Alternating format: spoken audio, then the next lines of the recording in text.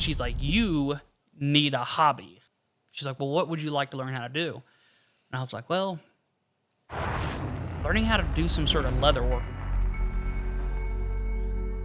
All right, guys, we are live. We have Mr. Jacob Marks and his wife Marie here with Pursuit Leather Company. I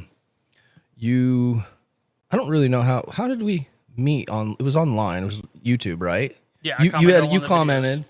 and then I was like, "Yo, like, yeah, because our YouTube come on the podcast." Eventually, we want to have create our own YouTube channel, doing tutorials and just showing people how we build stuff. So it's already our YouTube account is already set up as Pursuit Leather. Oh, it is. Yeah. Well, There's no videos on there. But Okay, it's set up. That's all right. I saw the logo in the corner. Yeah. Okay. So yeah, man. Welcome you guys. I appreciate you coming on here, and we're gonna get into some cool conversations about leather.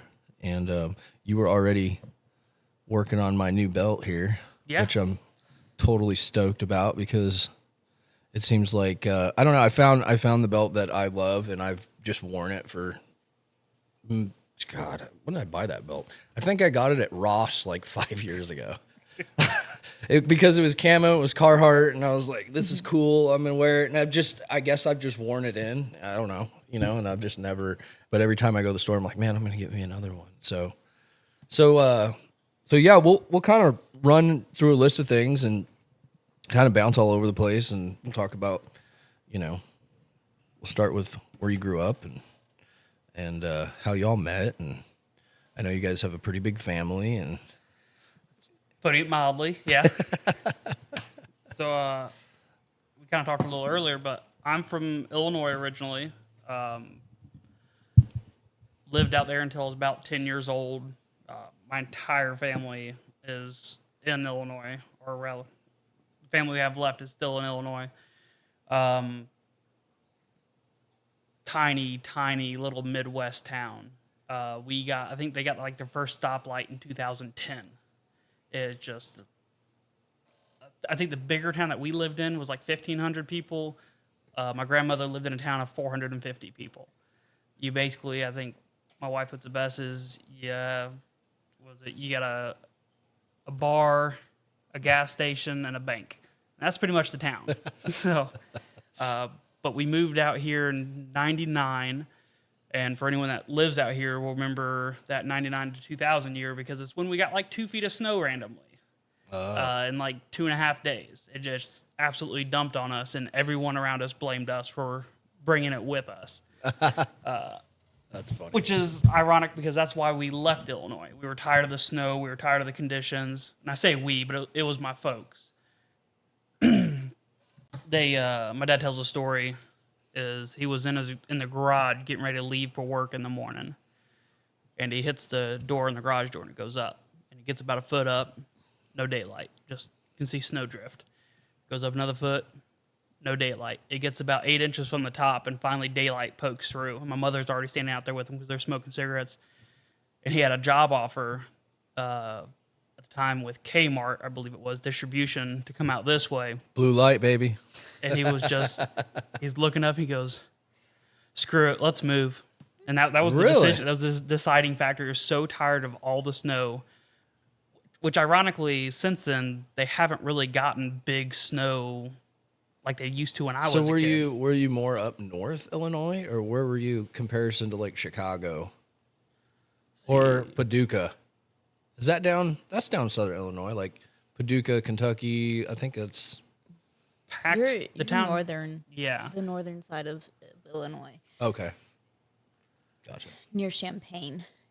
Champaign, Urbana is the biggest town nearby. Is where like the hospital is. Okay, so that I was going to say that was. It's a fairly it's closest. It's a Greensboro sized city. Oh, okay, okay, or close to it anyway. I got you.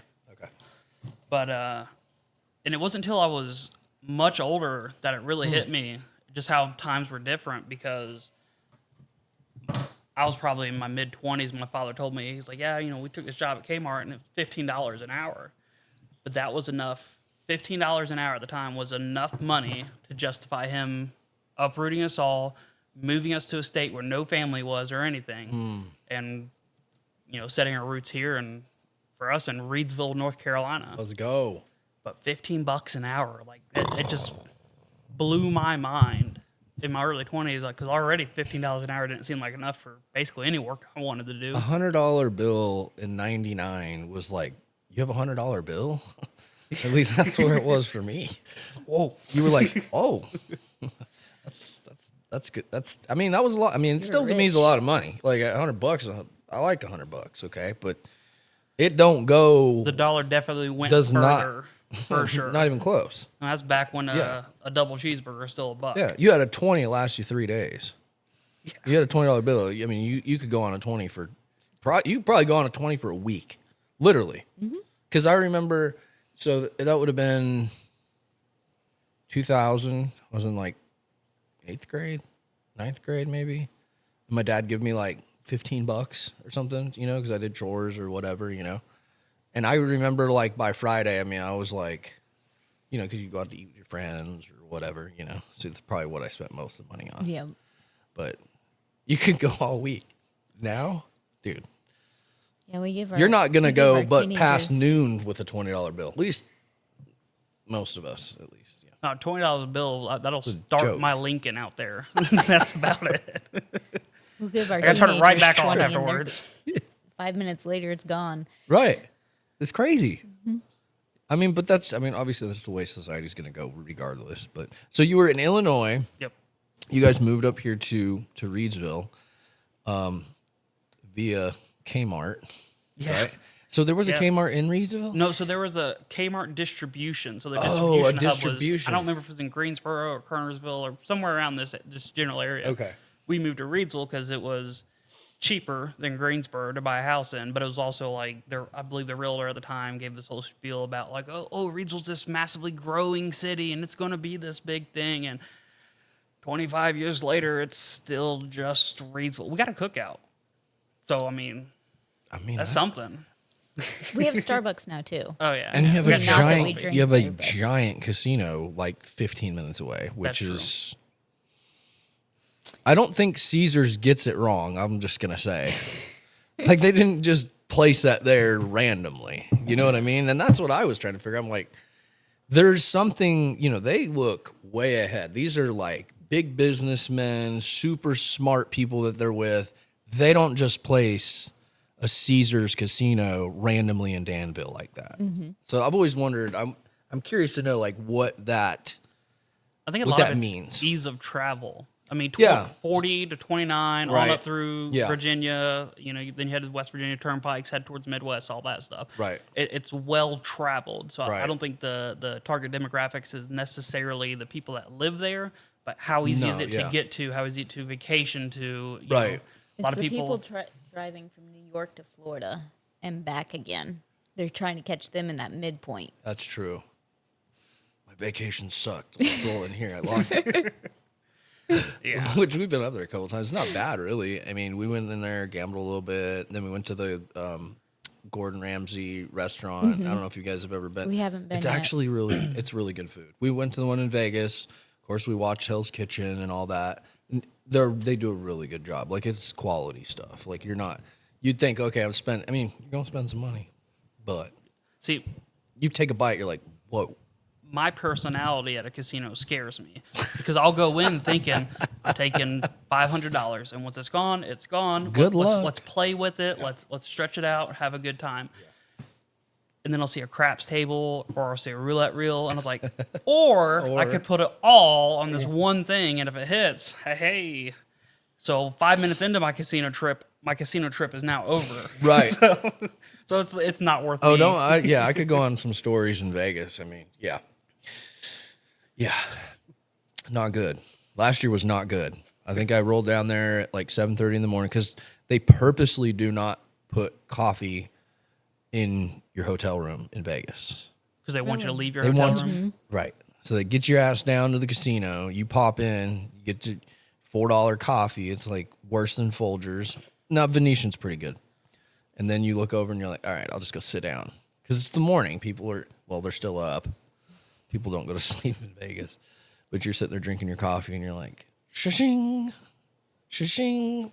By about 8:30, you're like, guess I go back to the room now and get some more money. And that's the crazy thing about casinos is it's not necessarily like how do we draw people here, but how do we get someone to just kind of get their toe in the door, Yeah. and then make it attractive for them to stay. Whether Right. that's like the coffee thing, hey, if we can just get someone to look at it, we're probably going to convert a couple people into customers this way. Yeah. But it's entrapment essentially. They're Yeah. just trying to get you in there and keep you in there as long as possible, Yes. knowing that even if you're just nickel and diamond, Yes. it adds up. Everything that you ever need in your life besides probably a handgun is inside of the fucking hotel casino you stay at in Vegas, literally. And they don't actually allow guns in there anymore because of the Jason Aldean concert. Yeah. I got in trouble. Oh, on really? accident. Yeah, we went out there. I went hunting in, let's see, that would have been the Nevada hunt. I drew a tag out in Nevada, killed a nice little 3x3 mule deer. And I was coming. So when I landed, I got off the plane and then got in the truck and just drove straight to camp. But when I came home, I'd already killed, so I stayed an extra 3 or 4 days.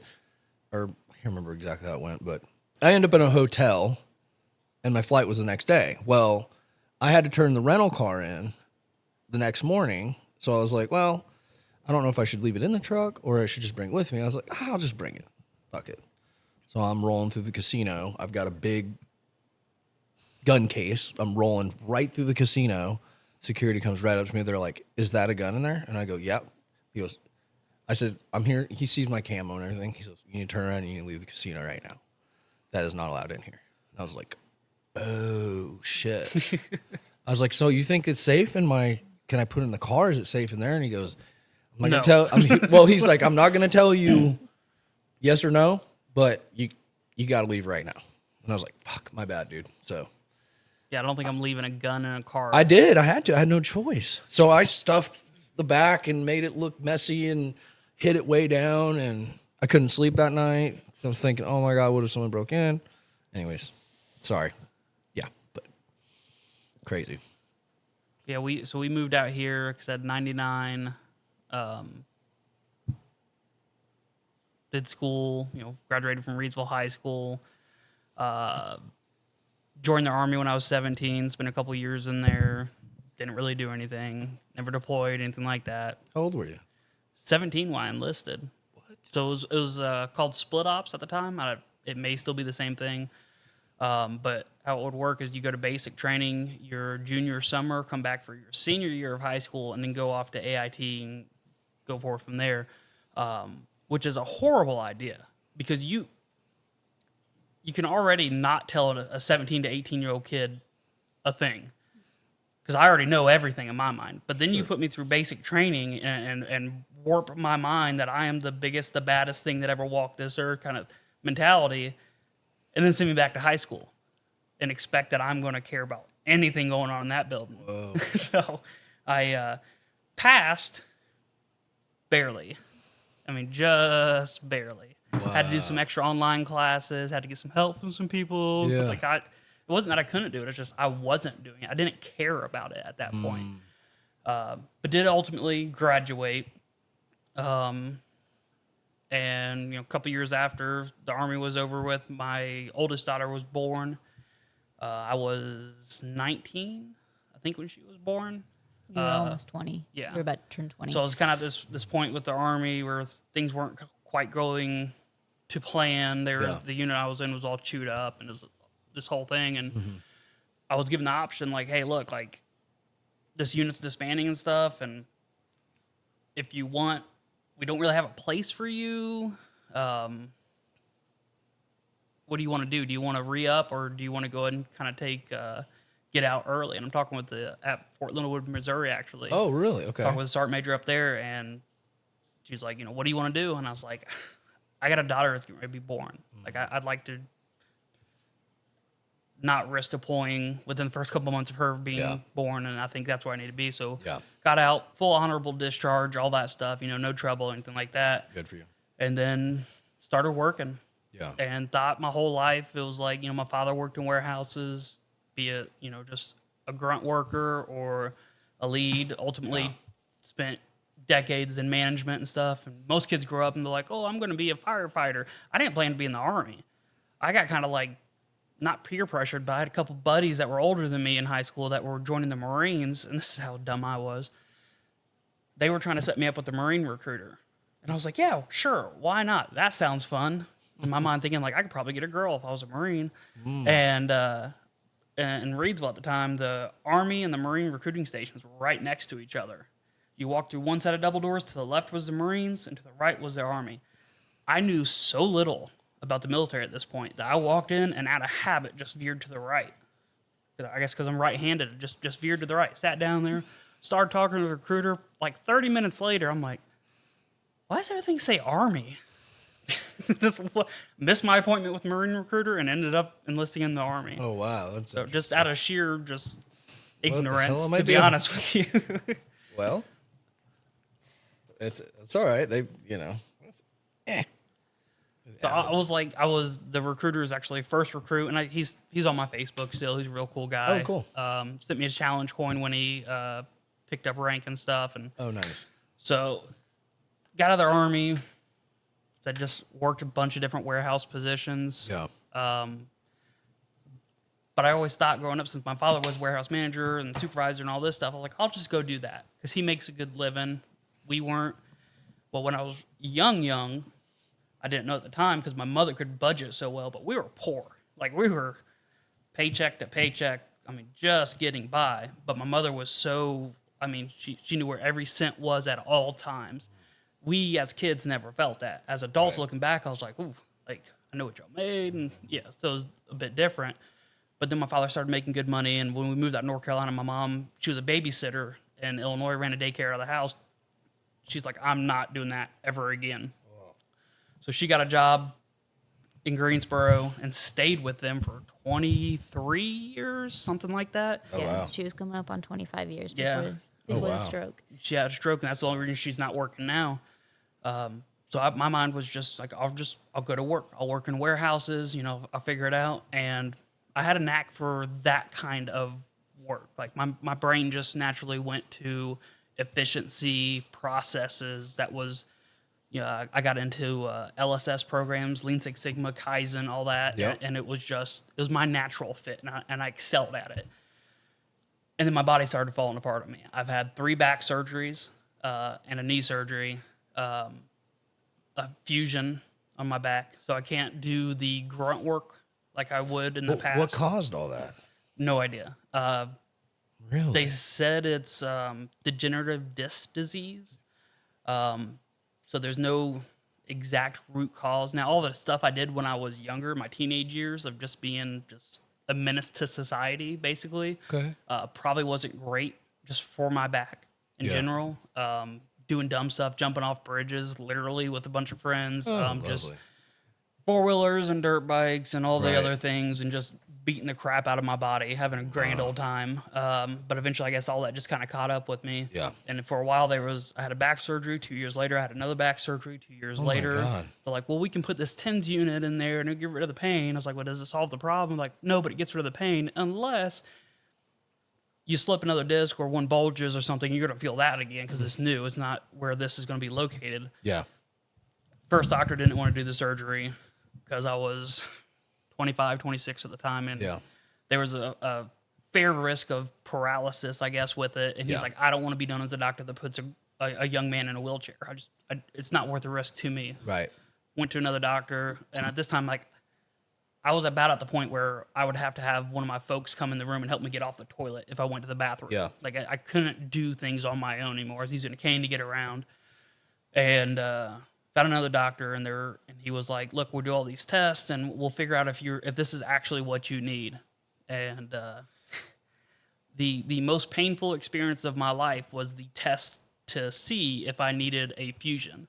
And I don't know if it was just my case or how often this is done, but essentially they said, here's your appointment at this place. We're going to do a dye injection between your vertebrae. It's going to pressurize it. We're going to drug you up, but we're going to keep you conscious so you can tell us, like, hey, how much does this hurt? And if the pain level increases to a Jesus. point, then we're going to say, hey, yes, you need the fusion. I was like, okay. Like, I expected discomfort levels of pain, just like my teeth kind of thing. When I walked in there, I realized that I was the only person in this entire doctor's office. There was no other patients, no nothing. But there's a bunch of nurses and a doctor there. I go, they give me the drugs, they make me all itchy, they give me more drugs to make me not itchy, and I'm all loopy. They lay me on a table, they strap me down. There's like 5 or 6 nurses.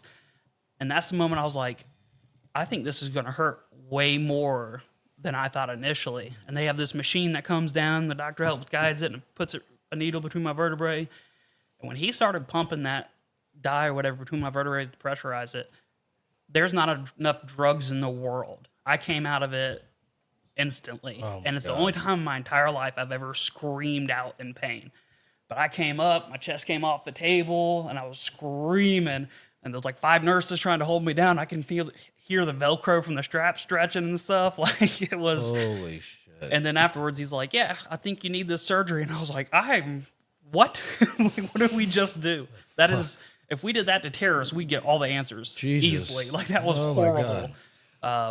But I ended up having that fusion, and the best decision I ever made. I'm limited in what I can do. Yeah. I don't pick heavy stuff off the floor anymore. Yeah. That kind of sums the majority of it up. I can't tie shoes when they're on my feet. I don't have that flexibility in my lower back to pivot that much. Right.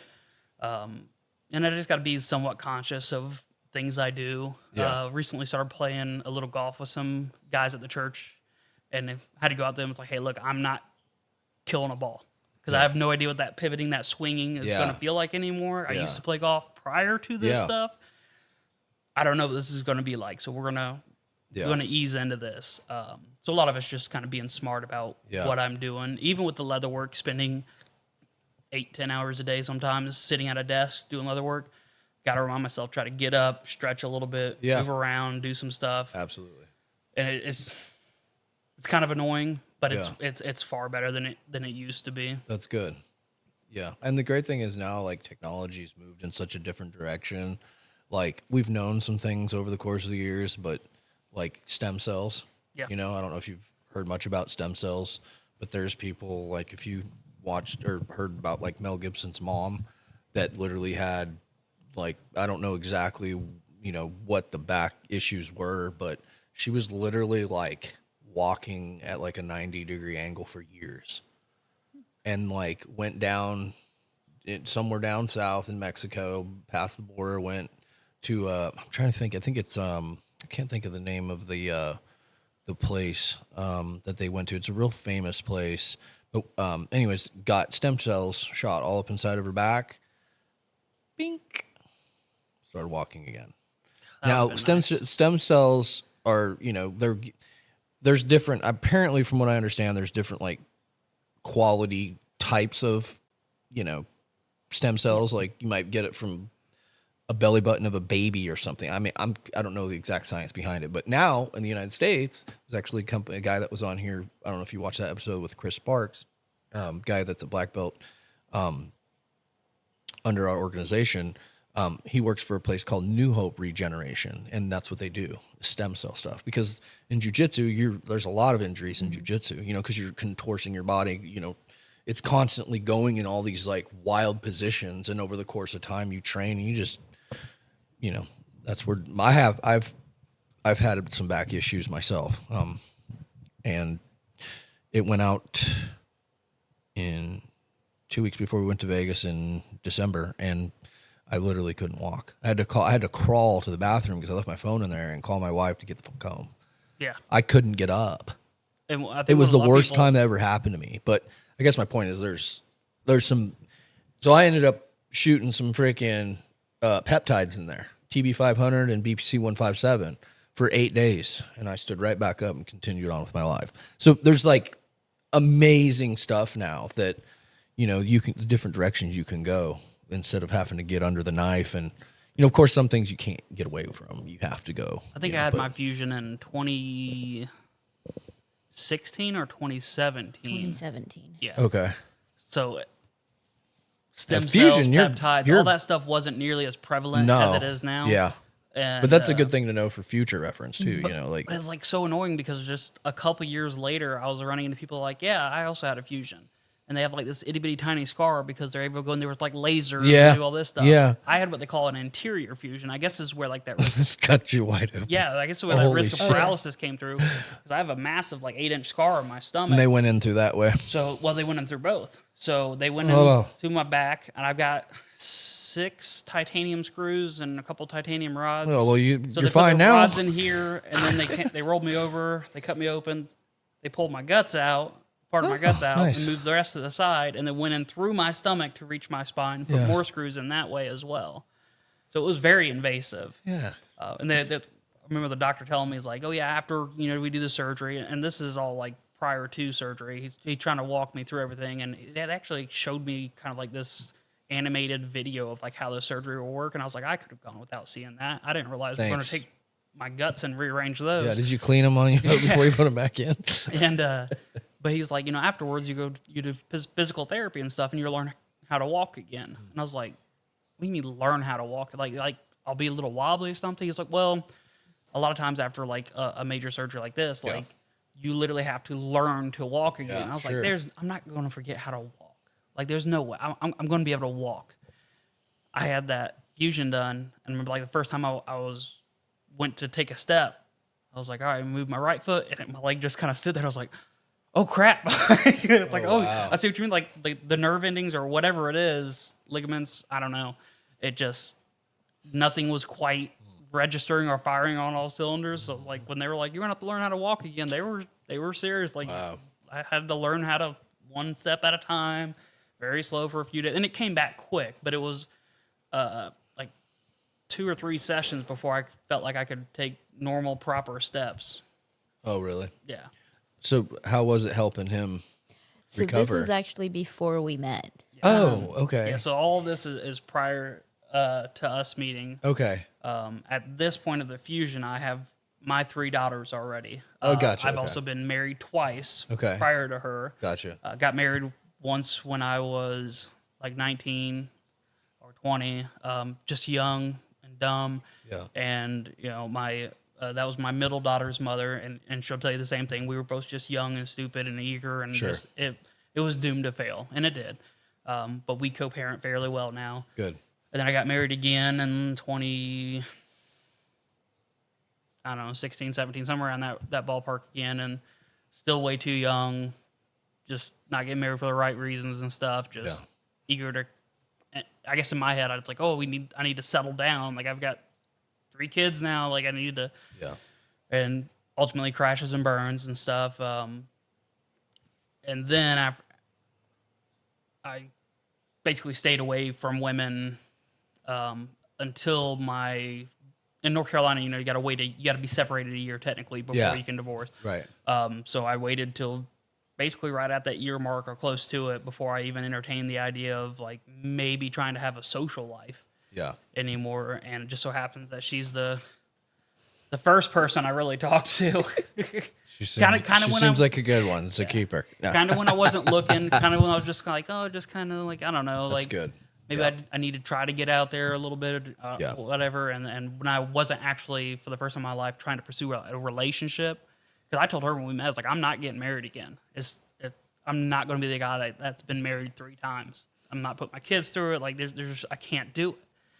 And obviously that didn't work out because we've been married coming up on 5 years now. 5 Oh, years. this month. congratulations. Yeah. Yes, that's awesome. Yep. It's awesome. It's relationships. Taylor and I think this week we're at 8. We've been together for 8 years. And it's the longest relationship I've been in. Same with her, And it's like obviously the same situation with me. I'd never been married before, and she's the first and last. I said I'll never do it again after you. If that ever happens, which I hope that never happens. So, it's been great.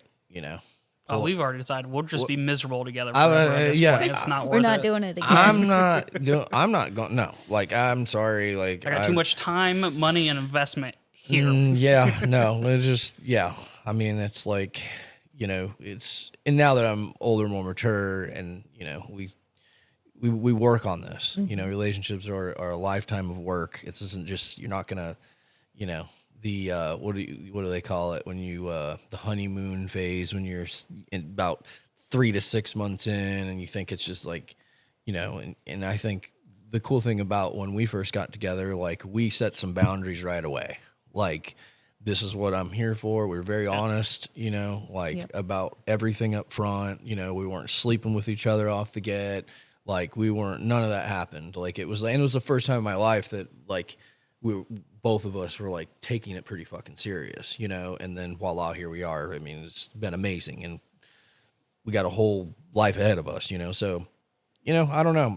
I come from a house was divorced parents, and we went, my childhood was great, but it was, there was some tough times. And it's like, now that we have we have our son, like, I just can't imagine like doing that, you know what I mean? And like, I don't know. Like, it's like, that's the biggest thing that scares me is like, I don't ever want to put him through that. You know what I mean?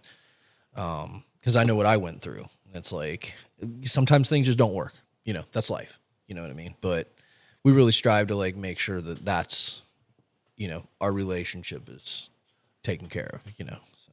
Yeah, absolutely. I mean, shortly after this is when we met. So do you want to talk about kind of like your childhood coming up to my this childhood? point? Yeah. Because, so I grew up in Iowa. My parents split before I was born. So I was raised by my mom and my grandparents up until I was like 6 or 7. And then my mom had gotten married. My dad had gotten married to other people, and they had children with those people. They ended up divorcing them. And when I was 12, my parents actually married each other. And that was when, after they got married, we moved out here to North Carolina.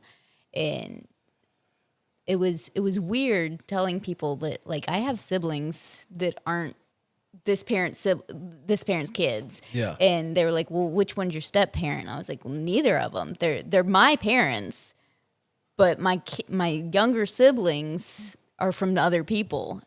And it was always interesting growing up like that. Yeah. But we were in Iowa. I was diagnosed. I actually had cancer as a kid, and so I was treated for cancer. I had leukemia. I was treated up in Minnesota. Okay. So the first time my dad ever saw me was when they had to call him and say, "Hey, we need you to come and be tested to be a donor for your daughter." And so he wasn't a match. I ended up being my own donor. I was an autologous donor. And like we talked about with stem cells, like that's now what they typically do if they can't find a donor now, is they do stuff with stem cells. Yeah. But that was the first time I ever saw my dad ever saw me. I don't remember it. I was 18 months old. Okay. And so that was the first time, and I don't know. That was kind of where I got to with our relationship.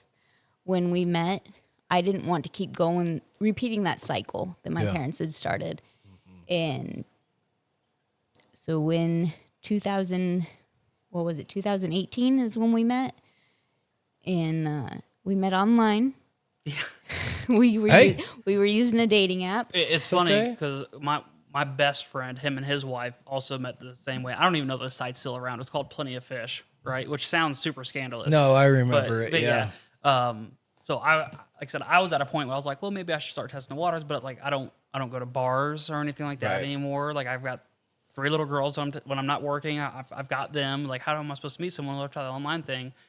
And ironically, there's only 2 people I ever talked to there. One was like a 50-something-year-old lady who was, I mean, I hate to say this, but looked rough. And when she messaged me, I was like, do I need to go to the gym? Like, what is like, it sounds bad, but I mean, it was just, oh man, like, is this my ball field right You're now? like, damn it. And then I came across her profile, though, and then in it, she had something about, like, don't just lie to me for 6 months or blah, blah, blah, blah.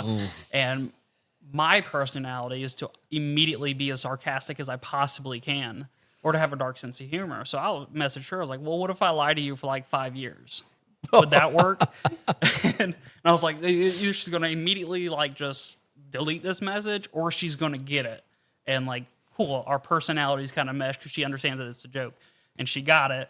And we started talking and, took things slow for a few months and stuff. And then started seeing each other and actually going on dates. And things progressed till eventually, like I said, I'm never going to get married again. And then I'm sitting there in front of my mom going, hey, look, I can't believe I'm saying this, but I'm thinking about asking her to marry me. And it's the only relationship I've ever had in my life where my mom was like, you should probably do that. That's good. Which is like, so I waited till I was 30 years old to finally listen to my mom. But when I did, it worked out great. Yeah. Yeah, he proposed to me, and then the world shut down. Like 2 weeks later, COVID happened. Oh. Yeah. That's right. Was that the same night that I made that joke to Axel? Yeah. Yeah. Yeah. So at this point, COVID was just a Joe Rogan podcast thing. Yeah. Right? Like he just had the doctor on there. They were talking about this thing in China and all this. Yep. And I talked to a couple of people I was working with about it. 5 years. How crazy is that? I know. Woo. And I was talking to some people at work, but I was like, man, this thing's kind of crazy that they're talking about. And told my buddies, like, give this a listen to. And then we actually went out to eat to a place called Rock and Rolls up in Raleigh, conveyor belt sushi bar type thing. Okay. And went out there, and our oldest son was just gorging himself on sushi. Like he ate so much of it. So that when we left, he wasn't feeling well, and he ended up getting sick. And I made the joke. I was like, oh, Axel, you got COVID. You're going to die now. Well, then he went to bed and woke up the next morning. I mean, sick as a dog, like throwing up and stuff. She had to take him to her mom's because he couldn't go to school and she had to go to work. And he's crying in the backseat of the car, like, I'm going to die. She calls me at work and it's like, I can't believe you told him that. And I was like, Damn it. like, okay. The dark sense of humor. And then like 2 weeks later, the world shuts down. I was like, Oh, yeah. that didn't age well. Yeah, right. Right? It's like that joke got a little less funny when everything stopped. Yeah. But yeah, we proposed to her, and then the world shut down, and like we had so we were like halfway planning a wedding during this, trying to figure out like, okay, my family's in Illinois, or your family's in Iowa. We got our immediate family here. Maybe there's someone in the middle. We can do a wedding and all this stuff because it was important to us to have our grandparents, especially at the time, there for this because we knew we had something that was different than before. Yeah. And then it became known, like, after, like, 6 months, like, nothing's opening back up. And we don't know when it's going to. Like, we have no idea how long this is going to last. Yeah. So we ended up just doing the courthouse thing. Yeah. Went out for overpriced tacos afterwards. Fine. I can't remember the name of the place, but it was... Bar Taco. Yeah, it was really good. Bar Taco. Where's that at? It's in Durham. Oh, it's in Durham. Because we were living in I don't know. Mebane at the I don't know time. if it's still. Oh, you were open. living in Mebane at the time. Okay, Yeah. I was like, Reedsville to Durham. That seems Actually, so quite I far. But worked for a coffee company called Counterculture Coffee in Durham, and I made that trip. Started off from Mebane to Durham every day, and then we moved to Okay. Reedsville, and I still made that trip for 2 years from Reedsville to Durham. Really? Every day. wow, Yeah, it was. that's crazy. Now, do you guys have kids together? Not together. Nope. Okay. So I I had had- 3 girls, and she had 2 boys. Okay. And do you guys both have them all full time or partial, half and half, or? The boys we have full time. Okay. Well, the oldest boy, we have him. It's like 75% of the time. Like he goes to his dad's every other weekend, and then in the summertime he goes every other week. Cool. And then our younger son is with us 100% of the time. Cool. Gotcha. And then my girls, I get them on weekends during the summer. It becomes more vacations, just Yeah. kind of whenever. And do they we all can. live around here, Yeah. Yep. or like the other parents and Yep. all that stuff? Yeah, every Gotcha. Reedsville to Madison, Stoneville, kind of Gotcha. within Okay, 20 that's miles, good. kind of thing. Yeah, which that's is good. which is a big reason why we moved back from Mebane to Reedsville because we became more centralized with my girls. Gotcha. Because again, driving from Mebane to Mm-hmm. Reedsville to pick them up, spend 2 days, and then make that trip again doesn't sound like much until you're doing it every single Oh, weekend, yeah. and then it takes a toll, and it's Yeah. just like, okay, now we're spending 2 hours a day just driving in a car when we could actually be doing something. Right. So So you guys make it work. Yep. yeah. That's great. Yeah. Co-parenting, as long as you have, I guess the other half is somewhat reasonable and Yep. wants to be an adult, like makes it probably a lot easier. Yeah, 'cause- and I mean, there's definitely been ups and downs with the Oh, for co-parenting sure. thing. I Yeah. mean, it's never as simple or as easy as you want it to be. No. But all in all, it's been pretty good. Like we great. haven't had any major just like drop down, drag out fight kind of giant Gotcha. explosions. There's Yeah. been disagreements and little arguments, but we've managed to do it pretty cohesively for the most part. That's good. It's difficult. I mean, there's a lot of people that go through some pretty tough times with it, you know. I mean, I know as a kid, I mean, my parents, they did pretty good. You know, I'd say they did pretty good. So everybody got along. So Yeah. And we got married then and still weren't doing leather at this point. We were both working. COVID happens. She starts working from home. I'm, gosh, I was working at the coffee company when COVID happened. And then if we moved here in 2020? Yeah, we moved to Reedsville in November of 2020. So right around that point, my birthday's in October, and since the world had shut down, I was going absolutely stir crazy because I've always, for a big guy, I'm pretty active. I'm doing stuff. I have to have hobbies. Yeah. I've always been that way. I have to be doing something. Yeah. Have this little, be it a side hustle or just pure hobby. It's only for me thing. And at this time, I was doing a little bit of woodworking. And mainly was making these bow racks that I designed up where they'd hold like 8 arrows in the top of them. Typically, people would put like their older feathered arrows in them, you know, old camo, brass inserts, all that stuff, because they look cooler than the new ones. Yeah. And a magnetic compartment at the bottom. You could throw your broadheads and stuff in there, and then your bow would hang on it nice and vertical. And they were really cool. But then when COVID happened, the price of lumber, I mean, just absolutely skyrocketed. Well, a 1x3 piece of cedar, which is what I use for all this, ridiculous, dude. went from like $3.99 for an 8-foot section until all of a sudden it was like $27. Yeah. Like, oh, man, I'd have to charge $400 or something for one of these to really see a profit. Like, it was ridiculous. So I'm going absolutely stir crazy, which means she's losing her mind because she's having to deal with me. She's like, you need a hobby. We've got to find something. I was like, well, I can't do the wood stuff anymore because I can't afford the wood because it's all crazy priced. And she's like, well, what would you like to learn how to do? And I was like, well, learning how to do some sort of leather work would be cool. And that's how all this started. So for my birthday in October, we went to Tandy Leather up in the still in Raleigh, right? Yeah, I think so. So we went to Tandy Leather. Tandy Leather, is it a leather supply company? Yeah. Yeah, so they're like one of the biggest just retail stores when it comes to leather. You can buy leather, you can buy tools and all the things. Gotcha. Went up there, bought a cheaper shoulder of just veg tan leather, the very basic tools. I don't even know if I have any of those left at all. But and we came home, and shortly after I don't even know if I got to really play with it. Had we moved before then? Yeah, we were already at the Okay, so new we house. just moved, I guess. And I was like, cool, I got this leather and stuff. I'm going to make a wallet. And I made a wallet, and it was so bad. I mean, it was like a kindergarten science project gone wrong. Like it was so terrible. And I could not mentally be okay with that. I don't have to be the best at everything, but when I've got to be proficient at everything. I got to be able to at least say I can make a functional thing or do a thing halfway right. I got to be decent at it. So then I watched countless hours of YouTube.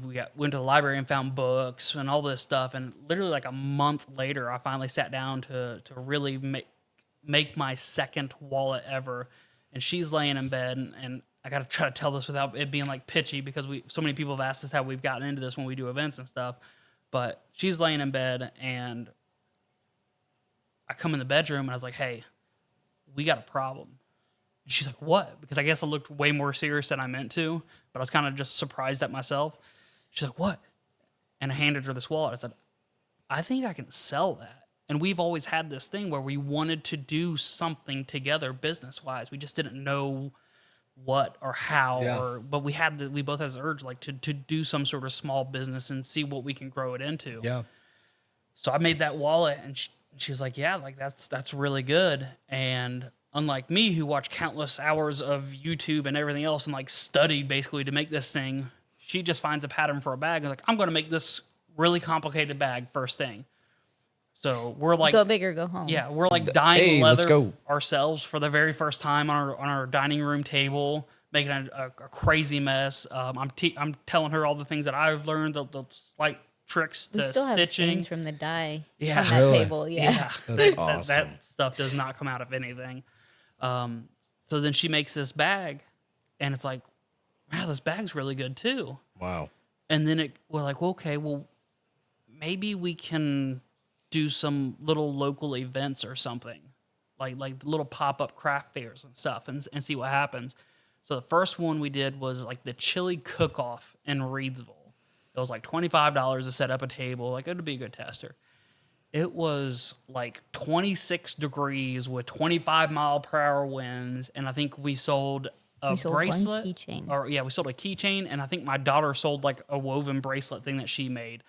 That's it. And it was like, I guess we suck at this. We're just terrible at this. What? So it was a rough start to it, and then we decided, okay, well, let's try some more because the weather was truly crappy and no one was out, and it's a chili cook-off. Who's expecting to buy leather goods? And we did our second event, and all of a sudden we made like $400 or $500 at it, and we're like, oh, okay, we profited this great. time, and then we kept at it. And that first year, we were surprised that we were able to buy more leather, buy more tools, grow in our ability to craft things, and never at any point have we put a dime of truly our own money into the leather business. Other It than is, Fantastic. Other than that initial $300. yeah, it has been self-sufficient That's awesome. through and through. And then each year we just saw more and more growth. And the biggest jump was last year for us, where the year before last, in 2023, our best grossing event ever had been like $1,000 in profit, roughly. And that was like, we were so pumped. Like, in a single day, in an 8-hour day, we made $1,000 profit. This is crazy. And then last year we were averaging close to that on every single event that we did. And we That's got into amazing. doing Southern Charm, and that kind of blew us up even more, and that became very profitable for us. Which, if you're not aware, Southern Charm on the farm, it happens in, I am not aware of that. where's that at? So it's in, it was in Clemens. Yeah, it was at the Tanglewood Park. Tanglewood Park. Oh, but in Clemens. then Okay, yeah. They're doing it at Farmington Dragway. Yeah, so they've moved Okay. locations now Okay. to provide a bigger space. There was a really big one down towards, if you go to Chapel Hill, something on the farm. It's really big. It was a lot. There was a Southern ton Charm on the Farm is huge. of, this one was mean- big. I don't know if it's that, but No, it's, there's a couple different ones. Yeah, there's a across North ton. Carolina. yeah. Because like this year we'll be going to the Bigfoot Festival. Yeah. And Oh, cool. down in Uwharrie, and then Oh, we're nice. doing, I think, the Watermelon Festival in Winterville. Cool. Just by like And- Greenville, North Carolina. Okay. So we're trying to, now we're at the point where we're not trying to do so many events a year. Like, we're not trying to hit all the small town ones. We're still do things like the Fab Fest in Reedsville, where they shut down the street. It's right here in town. Sure. It's cheap to get into. A lot of people know us. We know a lot of people. It's easy access for us. Yeah. And we still want to do things within our own community, obviously. But we're also trying to branch out and do bigger multi-day events outside Yeah. of the Triad area. Yeah.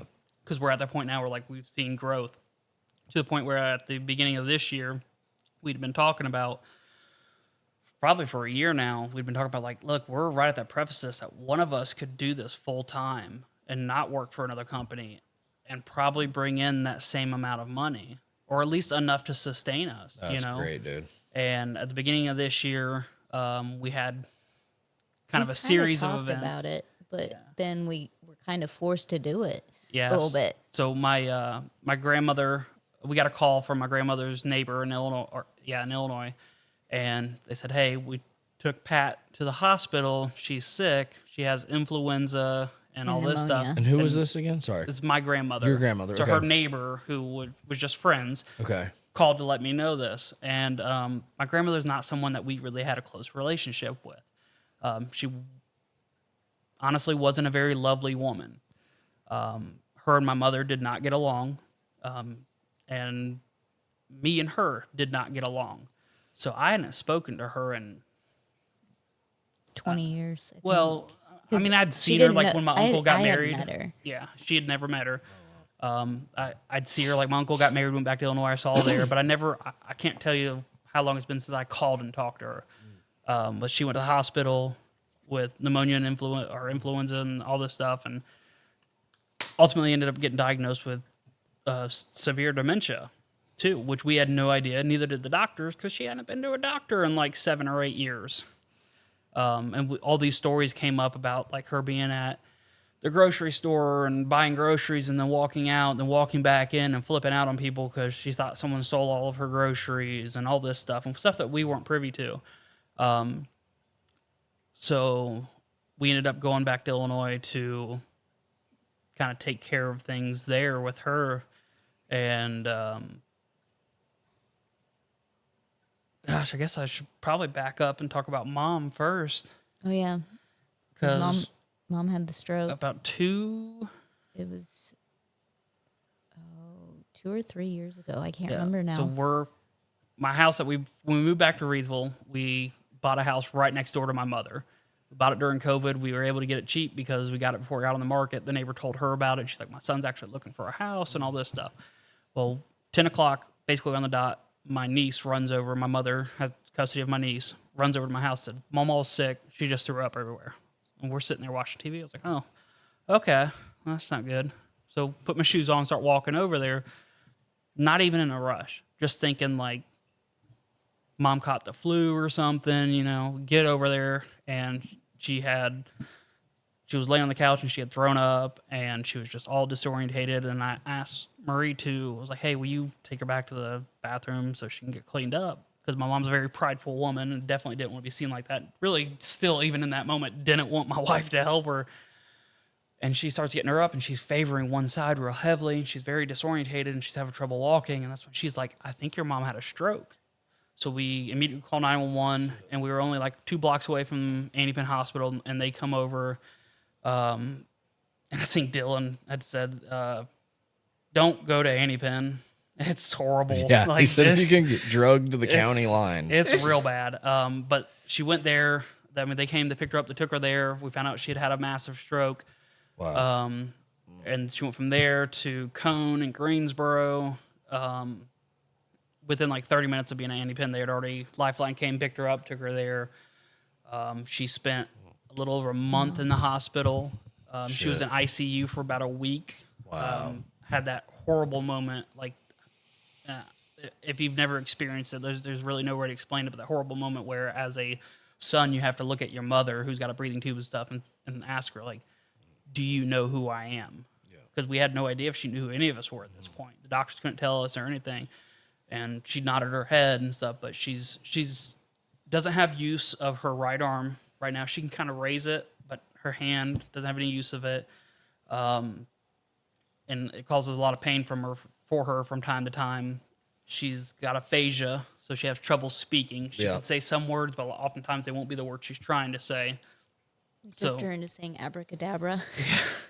We have fun with it now, and she stays in good spirits. She can repeat you most of the time, but she can't like initiate that conversation. Right. So she can repeat stuff back to you what you say. Is she fully functional though, or pretty much Cognitively, she's basically 100%. Okay, good. That's good. It's just she gets mad. She goes, "I can't talk." yeah, because she knows everything, and it's funny. I'm 35, and this happened 2 years ago, so I'm 33 when that happens, and I'm saying it, but it forced me to grow up rapidly. Yeah. Because my mom was always my mom. I'm a huge mama's boy. Yeah. And she was the person I bounced every idea off of. She was the person I asked questions to. She's the person that taught me how to do things. She helped me with my taxes, like all of this stuff. Yeah. She knew everything. Yeah. Incredibly intelligent woman. And then all of a sudden, I'm taking care of her. And my mother and my father had divorced a few years before this and had maintained this kind of friendship still. So he came and lived with her for a little while and was helping take care of her. And then we'd come over and help take care. And it went back and forth like that until she was good enough that she can't cook for herself. Like she can microwave something, but like using the oven or something like that, trying to do everything with the left hand is not as easy as it sounds. And it's too big of a risk of injury there. So we were cooking for her and everything. We lived next door, so it kind of worked out. And ultimately, it's like taking care of 2 houses, even if they are next door to each other. It's a lot. and cooking 2 meals and all. It's a lot. So we ended up buying a house out in Wentworth that was large enough to fit 9 of us. And we got lucky that both myself and my mother had bought our houses for a very cheap price, and then the market really went up, so we were able to sell them for a really nice, tidy profit. Nice. The only reason we were able to afford the house that we live in now. I mean, when we first bought it, I remember sitting in the driveway with her going, "Can you believe this? There's never in a million years what I thought." Yeah. So now my mother lives with us and my niece as well, and we take care of them. So when my grandmother got diagnosed with dementia, my mother immediately was like, "I want to go back to Illinois. I want to go see her. I want to go take care of her. I want to." And my brother had just, weeks before got out of jail. He's been struggling with addiction basically his entire life, been in and out of our lives and stuff. And my mom had asked him, like, hey, like, he called, and obviously these conversations don't go like this, but this is the information I was able to extrapolate. Basically, she's like, he wants to know if you'll come pick him up. And it was like, give me a few days to think about it kind of thing. I don't know that I want to see him. I don't know that I want him to be in my life yet. I don't know that I want him around my kids. Like, I know he's should be sober now, but I also know you can get stuff in jail. So, ended up praying about it, talking to my pastor about it and stuff, and ultimately went and picked him up. And it's probably the best decision other than marrying her that I ever made, because when we had to go back to Illinois, he was such a massive help with going through all of her documents. I mean, she's a woman that never threw away anything, my grandmother. So there's just, piles and piles and piles of old bills and new bills, and you're trying to figure out what's what and where does this go, and does she have a funeral plot? Like, did she have a burial plot anywhere? Does she have insurance? That's big. Figure out. He was a massive big boy help. stuff. Yeah, he was a massive help finding all that out. So we got her set up kind of, sort of there in a assisted living community that was short term. And then we came back after, I don't know, we were down there for 4 or 5 days, something like that. Yeah. Come back to North Carolina, and the goal is then to get grandma out here so we can take care of her. But we get back, and 2 days later, I get T-boned in my car. I'm taking my daughter back to her mom because I came back, picked up my kids. So I got my oldest daughter and my niece in the car with me. We're driving down 704, and a car just comes and just blows through the stop sign, never even touched the brakes. We're going 55, and I think the police report said they were going like 45, and just slammed me right in front of the driver's side door, spun us around, threw us into an embankment. Like, it was a pretty gnarly crash.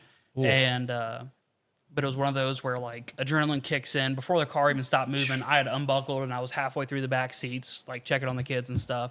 I felt the car going into grass, and I was like, I know there's a hill here. Like, we may flip. In my mind, I'm like, if I could put my hands on them or something, I could protect them. It would not have done a bit of good. Probably would have killed me if we flipped. But, like, that's the mind of a parent in that time. Yeah.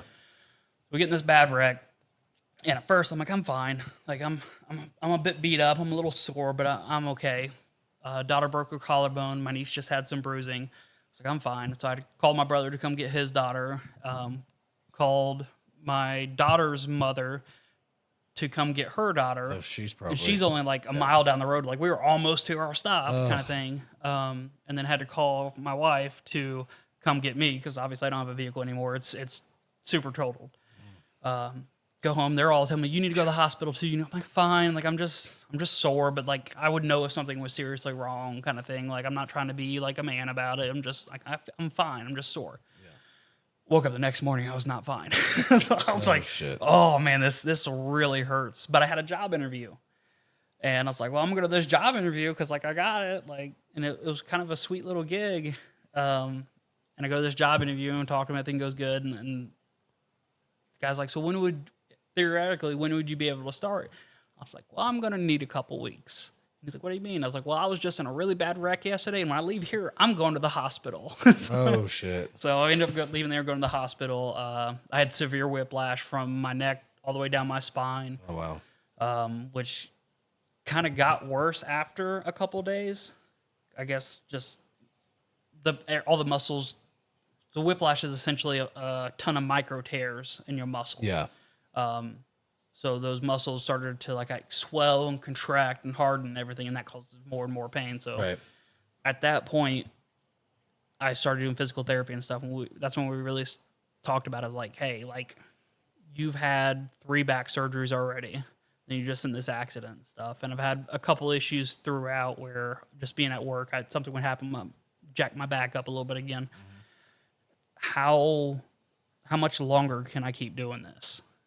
Because like my entire working career is in labor intensive jobs for the most part. Yeah.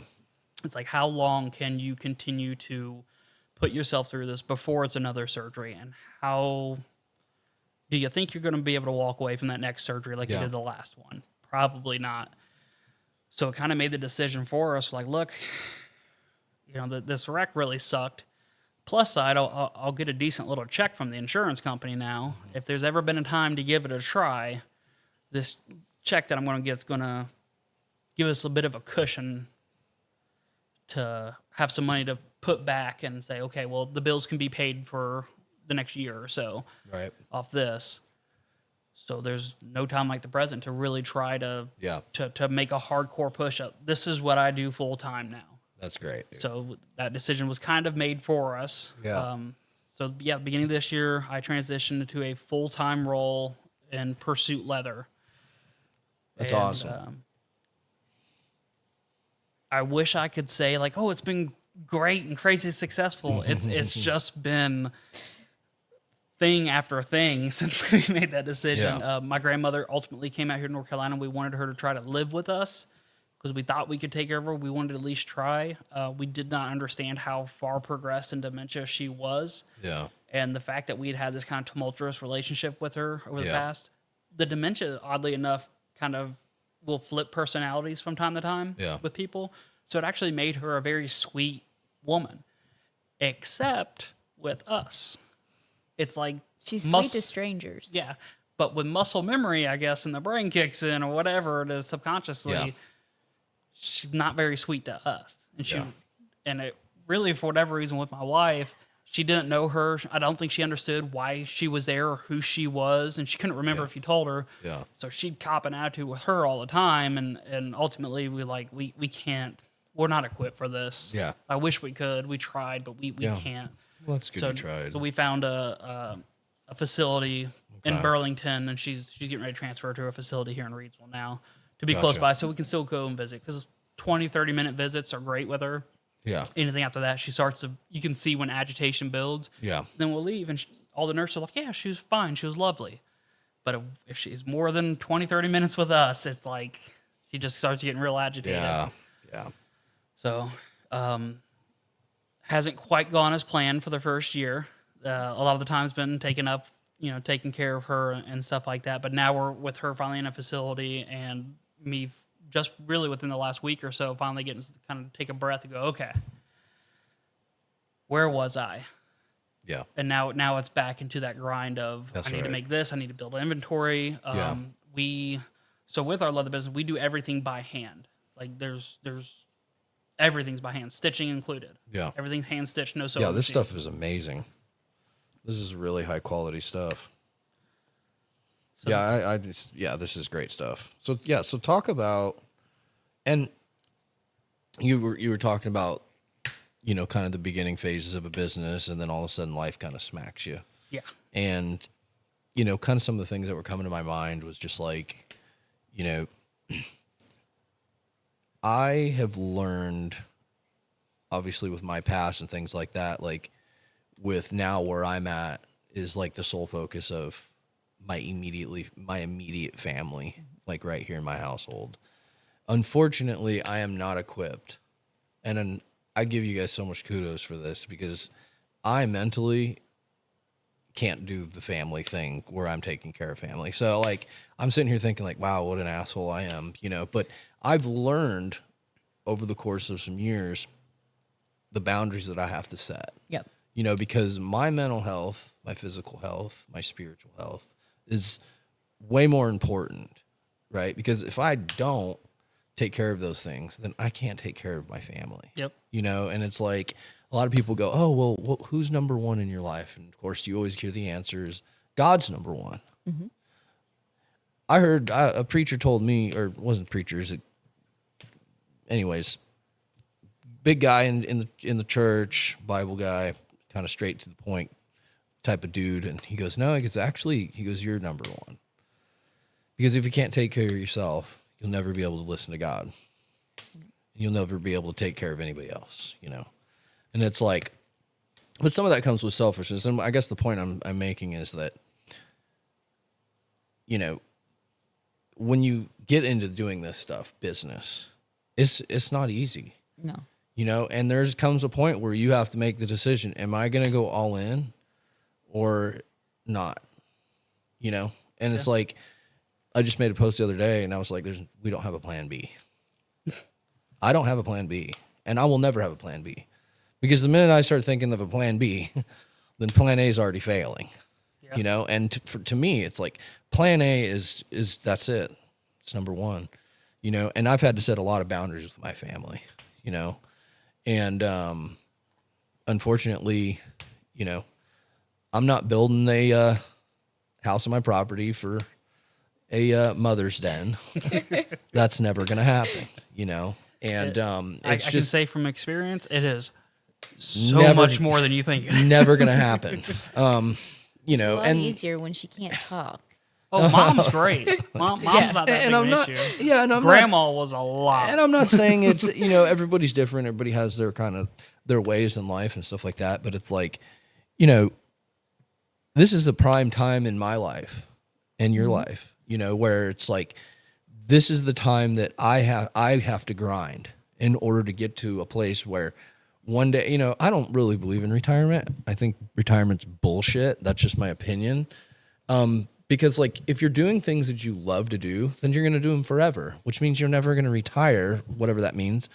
You're going to keep doing what you do and what you love to do, you know? And it's like, I don't know. I can go a million different ways. My brain goes all over the place, you know, talking about this kind of subject, because it's like, you know, we love all of our businesses. You know, my wife and I have built all of our businesses from scratch from day one. You know, she was a tattoo artist, worked at a shop. Things didn't work out well there. And I was like, we're opening a shop. And we were both like, what? Why'd we just say that? Came up with a name on the way back from a trip, and boom, we had it.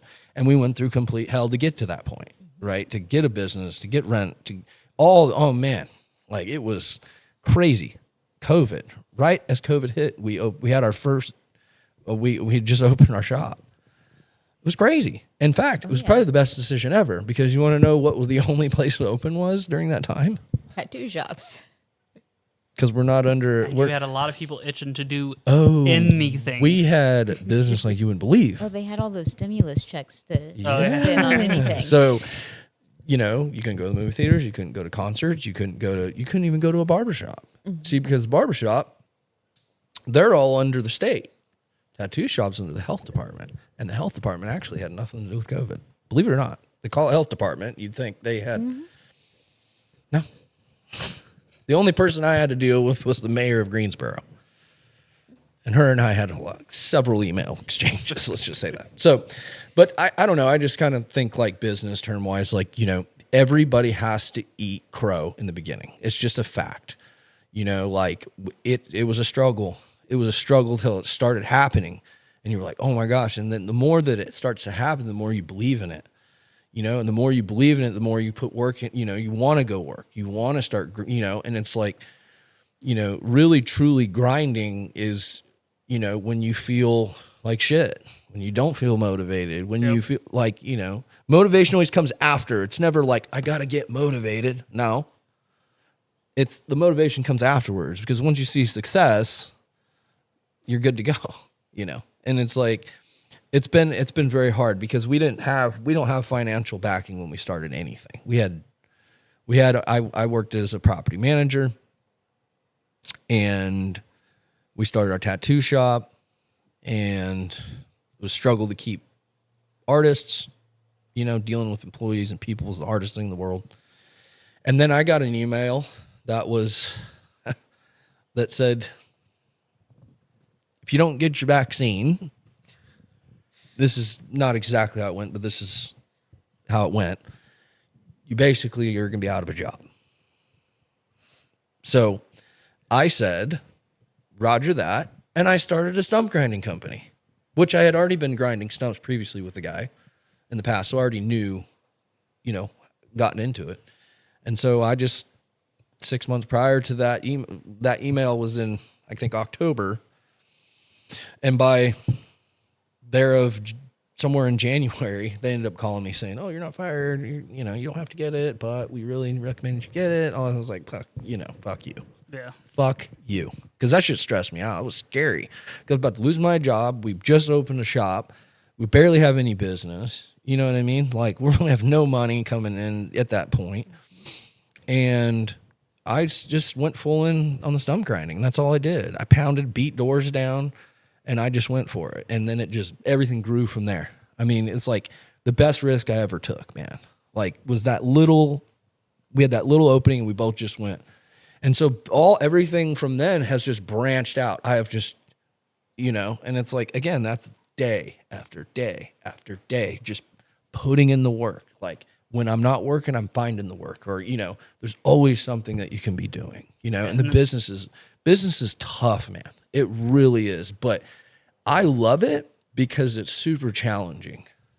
The horses are constantly running in my mind. So it keeps me interested and busy all the time. So when I started the podcast, which was actually started a year ago, and we didn't want to pursue it because of the administration at the time. Yeah. Mm-hmm. And so we were like, let's just wait on this and see what happens at the end of this year. And if we get because they were having some issues on YouTube with, people not being able to see what people are talking about. You're basically, what do you call it? Demonetized or whatever. So when Trump won, we were like, we're fucking opening it, and the first podcast is going to be on the day he's elected.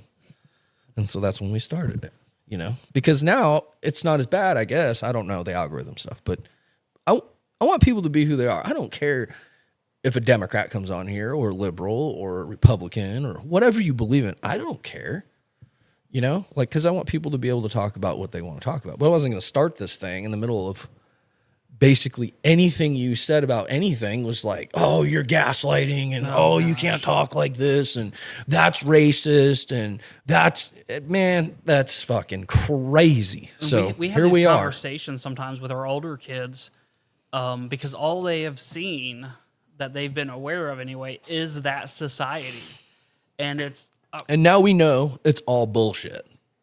The COVID, bullshit. The whole thing is bullshit. And my oldest daughter, she's 15 and she's gay. And I told her, I was like, it's so weird because when I was 15, everything was gay. She's like, what? And I was like, oh, you got new shoes? That's gay. She's like, what? Right. I was like, oh, you got a girlfriend? That's Right. gay. And she's like laughing. I was like, you don't understand. Like, it wasn't a hateful word. It was just a word that we put in there to say something. Yeah. I was like, but no one's feelings were getting hurt by this. No. Other not ever. other actual gay people we knew at the time didn't care that we were saying this. And it was just, I think we have, as a society, have forgotten how to have a conversation with each other. That's right. I can totally disagree with you on 99% of things, but I can still have a conversation with you. I can have a conversation with you about the things I disagree with you about and not get angry over it. My theory or my position is you do you. That's right. Whatever you want to do, as long as it doesn't negatively affect me. 100%. Look, I have my beliefs. I hold strong to those. Yep. I will gladly talk to you about them. Right. I hope that you take a couple of my beliefs with you, but I'm not going to shove them down your throat. No. So don't shove yours down my throat. That's right. Absolutely. That's pretty simple math to me. Yeah. That doesn't seem like, that's what America was built on. You know what I mean? It was built on the fact that it was about the people, not the government.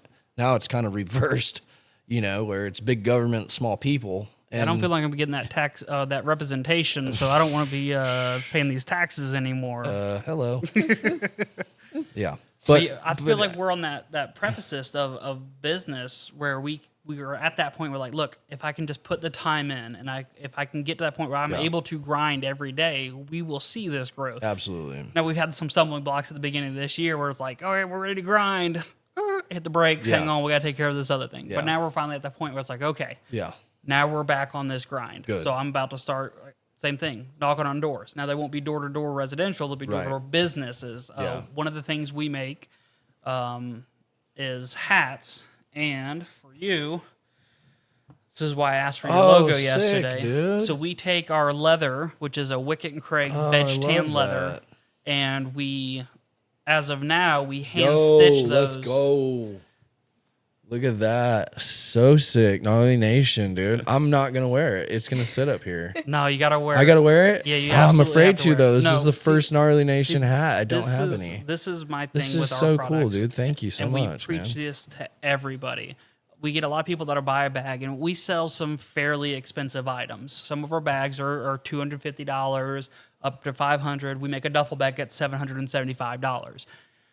Do not baby it. Beat the piss out of it, please. It is leather. It's going to look so much better after 5 Dude, years that's of rough so rad, abuse. bro. I love that. When we started, we had this decision to make. We could either buy secondhand quality leather, which is still full grain leather, but maybe the grain structure or something like that was a little bit less than desirable, and we would make a better profit off that because of the area we live in. There's only so much you can ask for a product before people are just like, we don't make that kind of money here as a whole. Right. Or we can make the best possible product we can with the highest quality leathers that we can and the highest quality way that we can, take a little bit less of a profit, but be able to stand 110% behind it. Yeah. And that's what we decide to do. If our name's going to be on this, I love it's that. going to be the best thing in the world. Yeah. And the greatest compliment I ever got, and the thing that really, like, we were doing it, I was like, yeah, we're doing a business. Like, it's cool. The thing that really, really sucked me in is I made a wallet for a guy I used to work with. And he's the first person, I think, to buy one of my wallets outside of an event. And he bought it, and like 5 or 6 months later, he just walks up and he's like, hey, man, he pulls out this wallet. We don't even make that model anymore. He just pulls it out, and he's like, I love this thing. He's like, I use this every day. It's my everyday carry wallet, and I just want to let you know, like, I love this thing to death. Totally unprompted, everything. And it was the most fulfilling thing I've ever had in my life. awesome. Like, I was in a great mood for weeks after that, and it lit this fire. Like, okay, we are doing this right. Like, that's all I needed to hear. I would just about give it away for free if I knew in 6 months they were going to come back to me and tell me how much they loved it. Like, it was just such an incredible but we feeling. gotta pay bills. Yeah, so. but we gotta pay bills. So You got to pay sorry. bills. Yeah. Yeah. But so Yeah, yeah, the leather game's not a seasoning where you can hand someone some bottles and be like, that's a cool, you know what I mean?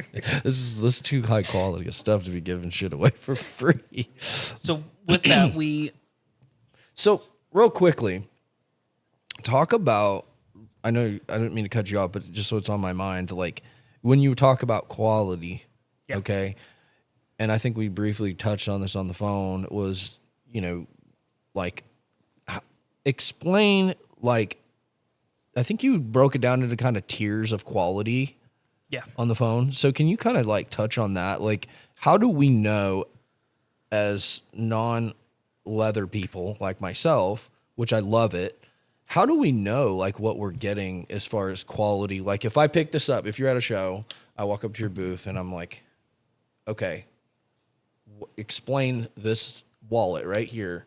Or is that what this is? This is a wallet. yeah, that's called Okay. our field wallet. Field it's wallet. a minimalist EDC style wallet, Okay. front pocket carry. Okay. And so explain like how can we tell like the different grades of leather, you know, versus like, you know, what this is versus like if I get some piece of shit something at the Walmart or whatever. So, well, from Walmart to this is fairly obvious, Right. Right. Well, a lot yes. of times you can pick something up and just It's the just feel of it. durable, You just like- you just like, oh, I know this is nice. Now the Oh, different yeah. qualities of even a full grain leather gets a bit more complicated. If you're buying leather, something made of leather, and you have the ability to, ask what kind of leather it is. What tannery did it come from? I have dubbed these like the big three in my brain for the U.S. anyway. 3 companies that just make outstanding quality leather that no matter If you're working with it, you're This doing thing something smells right. good, dude. That smells so good. So we use Wickett and Craig. Wickett and Craig is technically the oldest tannery in the United States, I believe. Wickett and Craig. Yeah. Where are they out of? Pennsylvania. Okay. And they opened in Pennsylvania in '89, actually. But prior to that, they were based out of Ontario, Canada, since 1867. Oh, wow. So they've got some history. Like they've been in this game a long, long time, and they make crazy good leather. A lot of shoe people use Wick and Craig. A lot of sandals, like high quality. Like you ever see these pairs of sandals that are like $400 for a pair of sandals? Good chance they're using a Wick and Craig leather. Brian Shaw, the strongman. Yeah. I can't remember who the guy is. He's a comedian though that bought into this sandal company. And he was talking with Brian Shaw, and he was telling the story on Joe Rogan actually about how Brian Shaw was getting upset because he handed them the shoe, told him to rip it in half. Oh, yeah. And I think it was Brian Callen maybe, but anyway, he was Brian Shaw, as big and strong as he is, was trying to just rip just a bit of this leather and couldn't do it. And he's like, he was actually getting like really frustrated that he couldn't do this because it looked like something he should be able to do. That's a Wickett and Craig leather. The grain structure in that leather is super tight, which just means that it's not going to want to peel away. It's not going to want to split or anything like that. So Wickett and Craig's one of those big three, along with Horween, which makes a lot of your basketballs, your footballs. Their leathers are very big in the sports world. They also make phenomenal leathers for this kind of use. And then there's, I always forget, Oak. I don't remember. Yeah, I can't remember the other one. But there's another, Herman Oak, sorry. Herman Oak makes a really good like tack leather for like horses and stuff like that. Or Okay. if you want like if you want a work belt, something that's just crazy stiff and it's going to hold that shape forever and just Herman Oak's going to make that. They make a Okay. phenomenal leather for that, real stiff, real rigid. You can really take a beating kind of stuff. So when you buy it from these places, are you guys buying them in like sheets Half or hides. roll? How's that? We buy So half a cow at a It's time. literally half of a cow. Holy shit. So a hide, as Is there particular cows that like produce better? I mean, that might be That we haven't kind of gone a into. stupid question. Yeah, but, I'm like, not sure that certain breeds of cows do. Like- but I do know. So, and the vegans get all upset about leather and stuff, but they What kiss are my those? butt. Yeah, eat leather meat. is a byproduct. You are not legally allowed to harvest a cow or anything for its hide. That's cows, horses, the whole nine. You can't do it.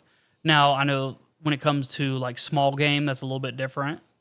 I think with like gators and stuff like that, there's some that you can harvest for that Okay. said purpose, but I think you still legally have to use meat. I'm not sure with all the ins and outs of it, but cows especially and horses, you can't kill them just for their hide. Right. That market doesn't exist. It never has. It likely never will. I don't think it should, but there's plenty of meat cows. Yeah. We got plenty of leather. Sure. The quality really comes in with the tannery and their processes and how they tan it. It's not a pleasant job to do. It's nasty. Yeah. Like you It watch stinks. any video. Yeah, it's horribly smelling. Watch any video on YouTube of like Well, that's how why it's you made leather. It is a disgusting, nasty job. That it's just crazy because it makes something so pretty yeah. as this. Well, the thing is like and now I kind of know why that most taxidermists just ship their hides, like deer hides, off now. Yeah. Where they don't.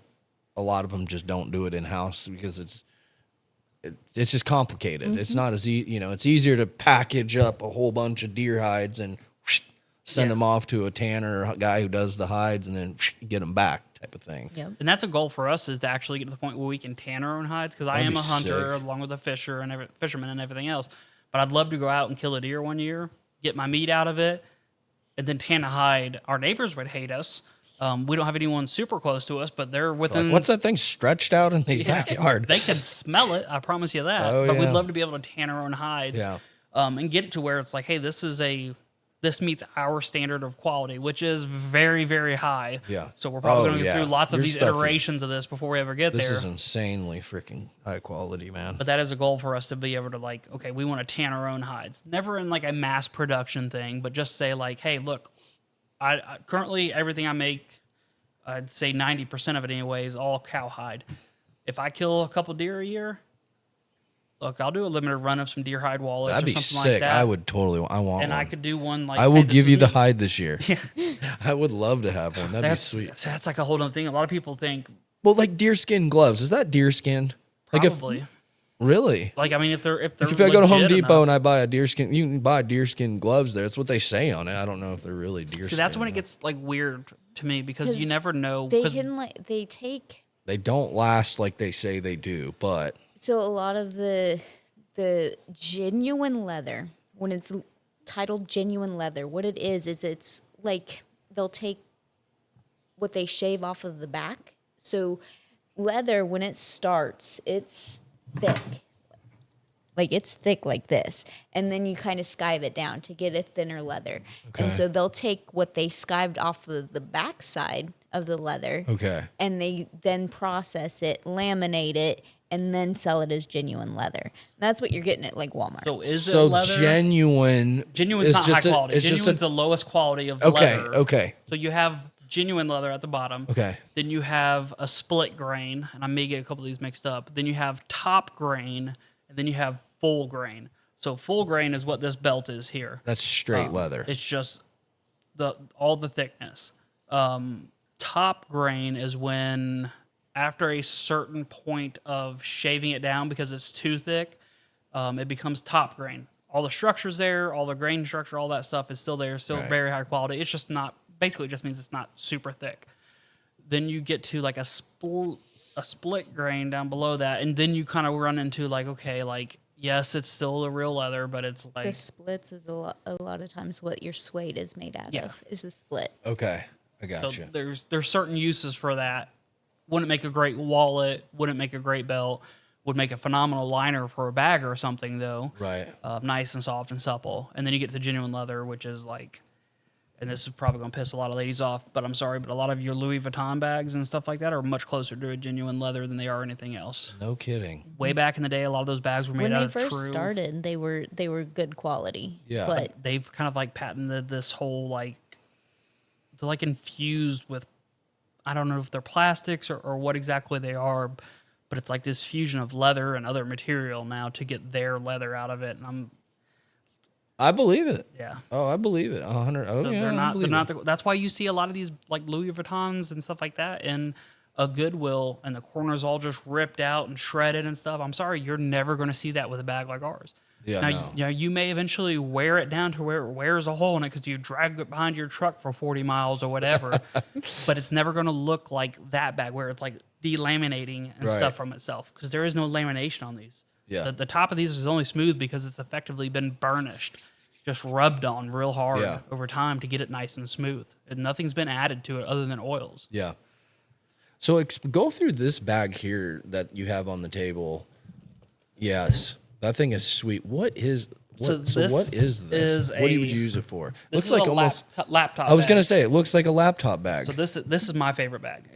That is a sweet the bag. only one like this that we have, and it's my favorite cut of leather we've ever gotten. Dude, It's got that's this really sweet. cool like superficial branding from the cow in it. And we, Oh, so one thing wow. that we do differently than like a lot of your like really boutiquey and bougie places is we don't cut out scars or imperfections and stuff like that. As long as the leather is structurally sound, I'm leaving all that in there. 'Cause that's what's cool about leather. It That is tells a super story. sick.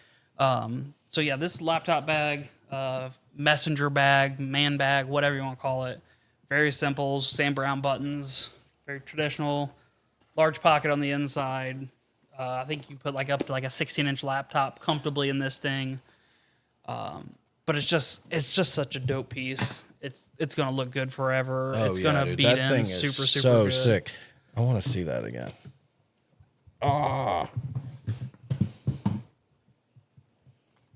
Yo. Show that thing. Let me see this thing. Dude, that is such a unique like characteristic. That is so cool. Does it have like a number on it or something? One? No? Oh, looks like maybe a one. But that's just their brand of That was the brand, whatever farmer was brand raising there. the cattle. And Wow. then a lot of times Can you buy them like that? Or Yeah. Like okay, you can't can. like say, oh, I'm looking for a W in a branding or something. Like that's not really a thing. But for all of our bag leathers, for the most part, We go to a place that's fairly local here up in Ramshore called Zach White, and we pick out our leather there because when we have a bag in mind, we have this vision for it, and we know what we want it to look like. We know what sort of characteristics we want it to have. So we'll go there and we'll handpick the hides for the bags, looking for specific characteristics to build that bag to look exactly how we wanted it to. So with this bag, as soon as I laid this hide out and I saw that big branding there, I'm like, I want a laptop style bag. I want the flap to come over top and this branding to be big and prevalent and just it's really, really cool. It's rustic. It's a little bit of John Wayne. It's a little bit of Indiana Jones. You know, I mean, you don't see pieces like this anymore. There you go. Back over there. That is so badass, dude. And this little bag, this bag here. What is this? So Explain this one. You wanna? So it's a phone bag. So a lot of times, the festivals and stuff, women have stopped carrying like their big bags to festivals, and so these ones fit a cell phone in them perfectly, and then they have a cash pocket and they have the card pocket in them, and they're perfect for just like grabbing a couple things and going.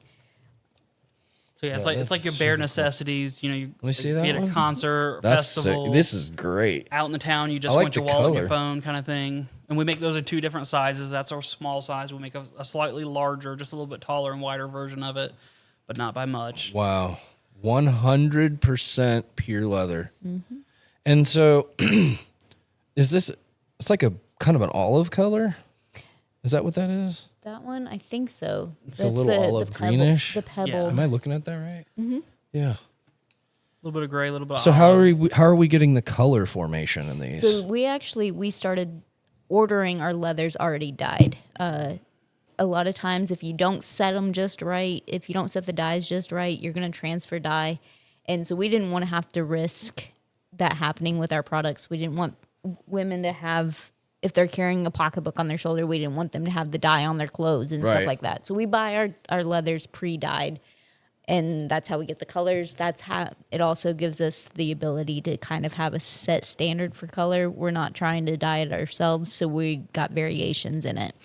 And so, like, as far as the snaps and everything, brass. Brass. All brass. It's all solid brass. Yep. that's probably that's as far as like quality goes. Yeah, that's I don't know that there's anything else out there that's really going to like a structurally sound. And with our leathers, we want them to patina, right? That's like a big thing. I meant to bring it with me, but my brother, when he was sober before now, his last stint of being sober anyway, I gave him one of our King wallets, which is one of these. And he carried his sobriety coin in it for a number of years, and he took it with him to work. And he just recently, he mentioned something about wanting a new wallet when he saw my new variation of a trifold wallet. And I said, I will give you one if you give me that wallet back. Because that wallet, to me, it's so cool because it is so incredibly beat up. When he was getting high, he got bored and drew on it with a pen and stuff and did all this craziness to it. And then just when he was sober and he was working, because when he's sober, he's the hardest worker you've ever seen in your life. And just this wallet tells such a story when you take it apart and you start looking at all the little different things on it. Like, you can, as his brother, as family, I can look back and like, I know there's marker on it. I know when that happened. That's when he was using, because he was doing dumb stuff. Right. There's this imprint that's permanently in that leather now from where he had that challenge coin and he sweated and it molded that leather. Wow. That's when he was sober and he was proud of it. So he's carrying that coin around with him. Wow. Like, there's all these things. And that's what we want people to do with this. Please don't Wear it. baby any of this stuff. Yeah. Beat the crap out of it because it's going to look so much better. Right. And the whole purpose behind leather is to have it tell a story. Right. Let it have those imperfections. Let it get scuffed up. Let it get a stain. By the way, most leathers will push a stain right back out, coffee stains, stuff like that. Really? That's why we use oil tan leathers. The oil tans will. And what kind of oil stuff do you recommend to put on leather? I know they sell a ton of stuff There's out there. saddle soap. You can get all this different stuff. Most of it is It's kind of like your basic, like, Yeah. this is the go-to. What would you recommend on I mean, the it's leather stuff? hard to argue with like a saddle soap. It's been around for so Saddle long. soap, yeah.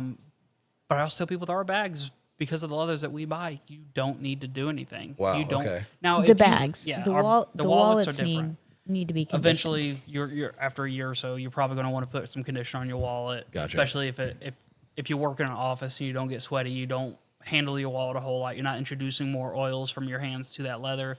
It may start to look a little dry, look a little dirty, whatever.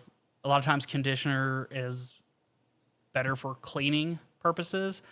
For guys that do work real hot and sweaty jobs and their wallet just gets nasty, conditioners are also oftentimes cleaners, and they will not only protect your leathers, but they will clean it up and have them looking a lot nicer. I just went live on Facebook. We'll just see if anybody pops on here. Hello. But yeah, dude, like this is wild. Yeah, I talked to this guy that I used to work at when I was in college. I worked at Shepler's. It's like a kind of a Western boot store or whatever, and he was the one that told me that literally probably the only thing that's a real leather on a boot nowadays is just the small back piece behind the heel.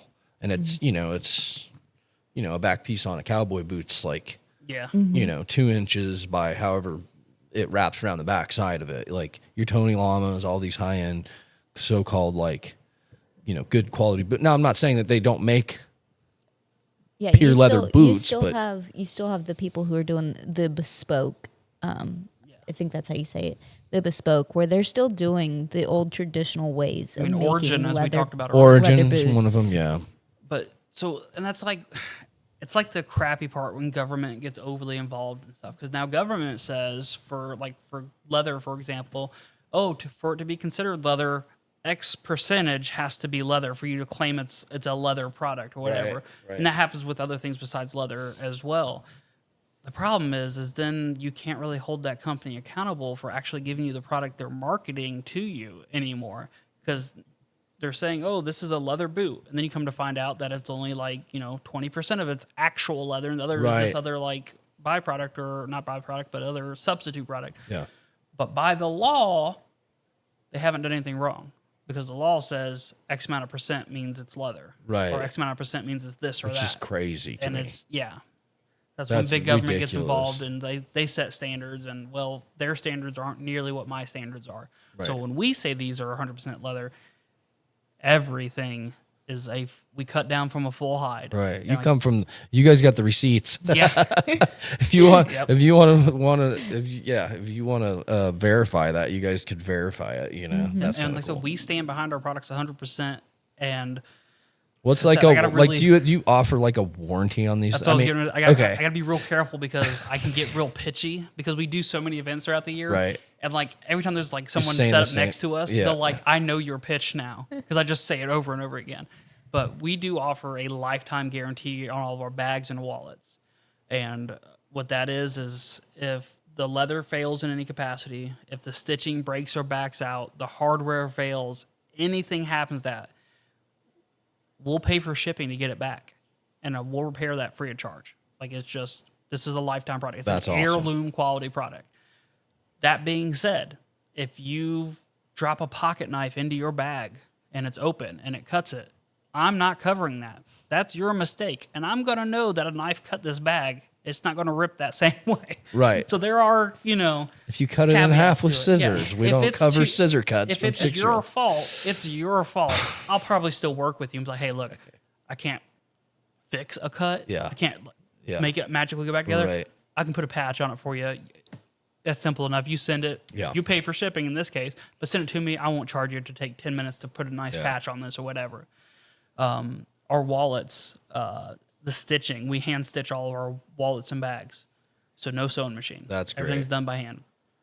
What that means is in about 10 to 12-ish years, that stitching will start to fray. Just the nature of things. Right. Nothing lasts forever. You keep your wallet 10 to 12 years or short or whatever, stitching starts to fray, send it to me, because that's just general use. Send it to me. I'm going to take it all apart. I'm going to cut all the stitching out, take it apart. I'll clean it. I'll restitch it. Your leather will be in better condition than when you sent it to me, and it'll have brand new stitching. You're good to go for another 10, 12 years. That's awesome.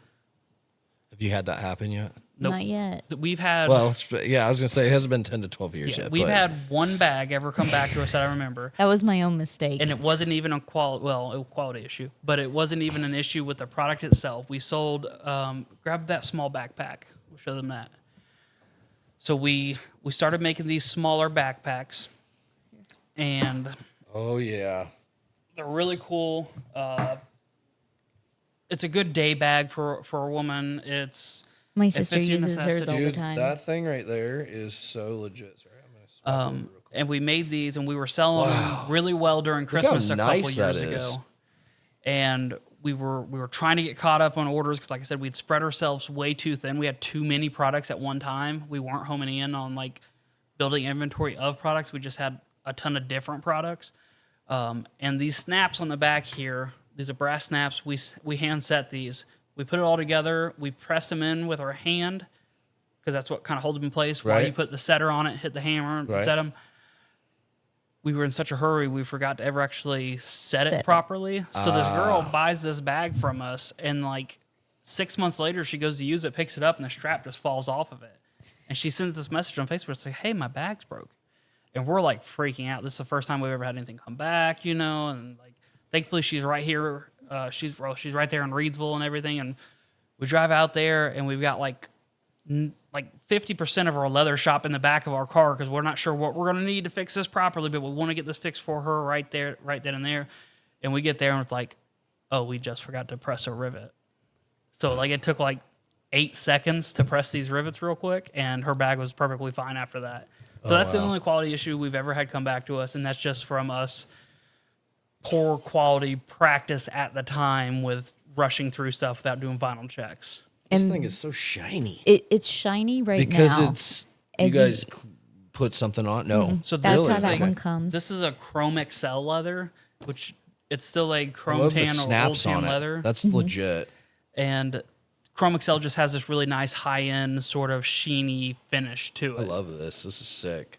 That leather, it starts out stiff, but as you use it, it gets softer and softer. Really? Okay. Because I just had my backpack that I've been carrying for about 2 years. I had it made out of that same type of leather, and it was the softest thing. When I finally, I ended up selling it as a used product. I was like, hey, I need a new bag, so I'm going to sell my old backpack. And the person was like, oh, this is perfect because it's already broke in. You Yeah. don't have that break-in Right. period. And that was kind of a cool moment for us, too, because she had this this idea thing's of like, hey, So sick. she constantly wants to make a new bag for her to carry. We don't sell anything until we test it, right? right. So if it's a wallet, either I'm going to carry it or I'm going to have a friend or my brother or someone's going to carry that wallet for a good little while, Yeah. make sure it all functions properly. If it's a bag, she typically carries it. So she's like, I really want to make a new bag. I want to do a new design. And she's like, but I need to get rid of some of these old ones. It's like, well, we're doing that Southern Charm event. There's a lot of people there. She's like, I'm going to go ahead and set up like this pre-loved bag section. She had like 3 bags there that have been well worn in for a couple years. And she's like, I'll just try to sell them. And it was almost like this odd sensation of like verification for us because we took this bag, our large backpack. If you grab that sell, what do we got? $525 on that. Yeah, so it's a $525 bag. It's not a cheap bag. It's a huge piece of leather. It's a large backpack. Good Lord. Ton of hours. Let me see this thing. It's a ton of hours into this, doing all this all by hand. That is rad, dude. But we sold a used one that had been beat up, that had has Oh, already softened. I'm so rough on my bags. I throw them in the parking lot and stuff. Like I'll just Yeah. throw them on the ground. We still sold that used one for like $250, something No, like that. it was like $350. Yeah, so like that, it was this weird moment of like we still have to ask a fair price for them, but even a used product, people could still see the value in What that does product. this cost right here? $525. I was gonna say 600 in my That's head. the I was like $600 second bag. most expensive thing we make. The Right only now. other thing I make more expensive than that is I make a duffel bag, and I wish I had one, but they take 32 hours to make, 32 hours of sit down work. Wow. So that usually transfers into like about a week. But they're $775. But Are these pretty strong? Yep. So I'm used to it starts snapping them in out. half. No, it starts The out like fake ones. It starts out snug in that toggle clasp.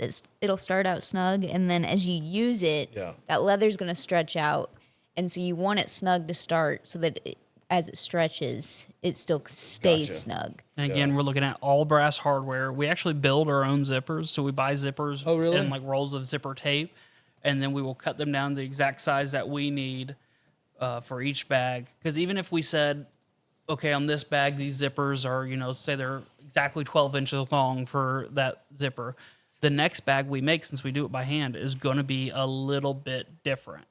The dimension will be just slightly off, maybe by, a couple hundred thou. So we just build each zipper as each bag comes ourselves so that we get the best fit possible for those. Right. Wow. And then that one has the branding on the pocket.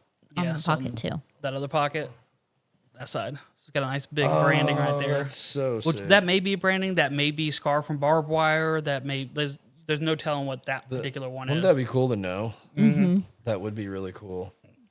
And we try to, like I said, when we find a leather that has this big scar, this big branding, we try to incorporate that in some sort of cool way into the bag. Y'all seeing this? Let's go. Look at this bag. It's got a brand on it from a cow. That's so sick, dude. This is not, we're not giving this away. Yeah. This is a $500 bag. Pure 100% leather. Not genuine leather. Real leather.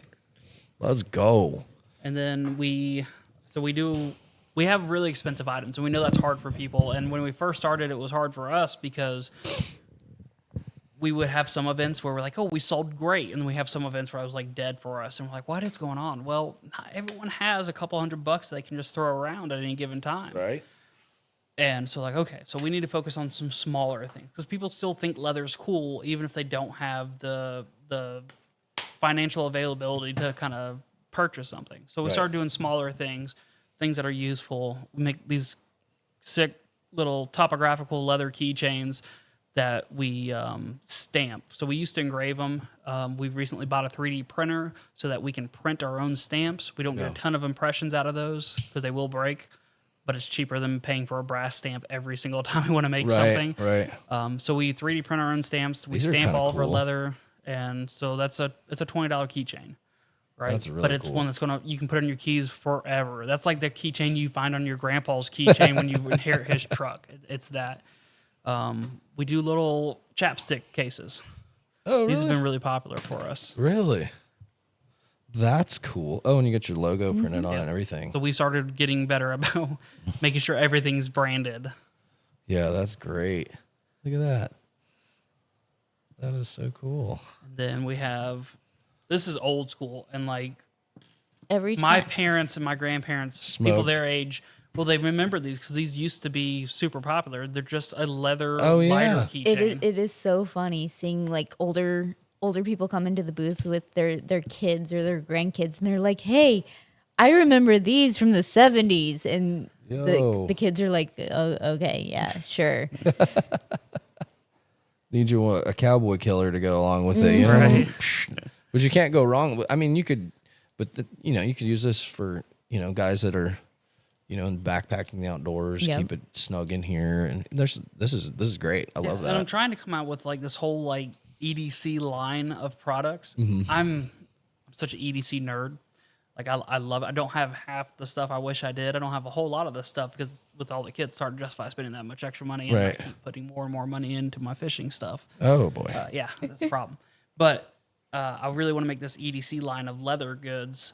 There's a couple companies that make some really cool stuff, and I've been wanting to do that for a while. And a lighter, other than a knife, is about the most useful thing you could ever have with you, Yeah, especially in an emergency situation. of course.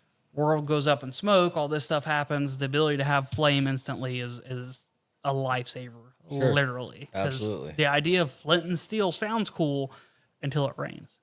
Or Right. until it doesn't work as advertised. Right. Or until you're doing it for the 30th time. Like it's just Hey. it's a lot less energy. It's a lot easier just to light. But Yeah. also people who don't smoke constantly finding little hairs on their shirts or whatever, little stragglers and Yeah. just A candle. It's like Yep. it's like where's the lighter at? You're going through the drawer. You've got plenty of plenty of purposes You for know. it. Yeah. So we do that. We talked about like their pocket organizer earlier. We got some. All my wallets are designed to be front pocket carried. Again, I've had multiple back surgeries. I understand how bad it is to sit on a wallet. I do make a traditional bifold wallet. I Do hate you? it. Okay. I think it's a horrible idea. But if you want it, I will Yeah. make you the best quality bifold wallet. I just don't. I don't keep my wallet. Like literally, and you know, this is. I'm probably gonna buy one of these from you right now, but or when we're done with the show. But like, the problem I have is mine's so big, and I have so many dang things in it. You know what I mean? Like, I'll go to Costco, and I'm just bringing a card and the Costco card because I'm not hauling around this big heaping wallet. You know. We get that a lot with people like, well, I just have so much stuff in my wallet. It's like, take it out. How That's much of it do you probably me. actually? Yeah, How would much you- of it? Take do it you out, actually need in there? dumbass. You only need so much. Like you need what? Maybe a debit card, a credit card, an ID, and maybe a couple other cards like a Costco card and stuff like that. At most, all you really need is 6 to 8 cards. At most. Yeah. Most people. And 2 that's to 4. how many would that hold? I mean, you could double on these So- if you wanted to. Another good thing about like true full grain leather, I advertise these day one, 2 cards per slot, perfect fit, nice and snug, won't slip out on you. Yeah. Throw some It's cash in real here. leather. You can stretch it. You can throw a third card in those. Yeah. Then you just say, "Oh, why do I have so much crap in my wallet?" You clean it out. This Take that wallet. This will submerge be it. less, or you can organize a little bit better with these. Submerge that water or that leather, that wallet in water for about 10 seconds. Take a towel, kind of dry it off, leave that towel over top of it, set something heavy like a couple books on top of it overnight. When it dries, it'll draw back up to its original shape. So now you stretch those pockets out, but then you just reset it to day one. Now 2 cards fit nice and snug again. Oh wow, okay. That's interesting. Flame resistant. It's hard to burn leather. Really? It doesn't. So I used to do these, You'll and I get may do burn them marks. again. You'll get scorch marks on Yeah, it. you get scorch marks. I Really? used to make these, and it was kind of, I was just trying to be different, trying to do different stuff. And I'd take this leather, and I'd take a lighter, and I'd hold it to it. I'm not going to do this because this is a finished product. Right. But I'd hold it to this leather, and I'd let it scorch back and forth. And I'd scorch this leather up and get those char marks, because it doesn't actually char. It just blackens it. But it still feels super smooth and stuff. So I'll get these marks and this crazy pattern all over it. Then I come back over top of that with a conditioner and stuff. So you have this crazy looking wallet that looked like it was super worn and pulled out of a fire already. Yeah. But it was brand new in perfect condition. Nothing was wrong with it. So like leather, I mean, it doesn't want to light on fire. That's it will, I'm crazy. sure, if it gets hot enough and stays in flame long enough. Right. But it doesn't. It mean, wants to it's smolder skin. more than it does burn. Right. Yeah, it's your skin. Right. So, when you guys design these, do you have templates or something that you guys kind of utilize for certain products, like Yeah. for a wallet we or whatever? have- Like you've got set up a system where you have kind of a. Does that make sense? What I'm asking? Yeah. Like Yeah. template. So we started with using other artists who sell their templates for you to be able to use to sell. We started with them, and then as things have progressed, I've been learning how to draft patterns in Adobe Illustrator and set the stitch lines, and you can basically draft it all out in Adobe and then print it out on paper, and then you can build it from paper first to make sure it's going to work correctly. Right. And then you can go back in sometimes we'll use it to set up a laser file where we don't have to put it on paper and transfer it to leather. We can put that piece of leather on the laser and just lightly mark it with the laser. So then we can go back and cut it properly. So we bought Right. this laser engraver with the idea of like, there's a lot of other people that a lot of the leather makers that use a laser Yeah. engraver and they're just cut it out. And that's great. I mean, there's nothing wrong with it. Some Yeah. old school guys say, "Oh, that's not real handmade leather work." Look, it's just cutting the shape out. If you don't use that, you're going to put a piece of paper on it. You're going to trace it out and cut it out by hand. It's the same result in the end.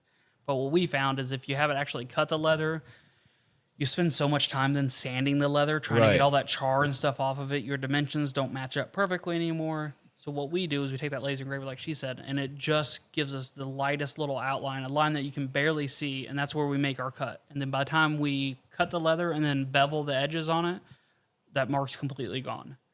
So we do that with some stuff. Some stuff I still do by hand. We use a laser and we'll cut out like an acrylic template, and then I'll just throw that template down on a piece of leather and I'll trace it out and cut it out by hand.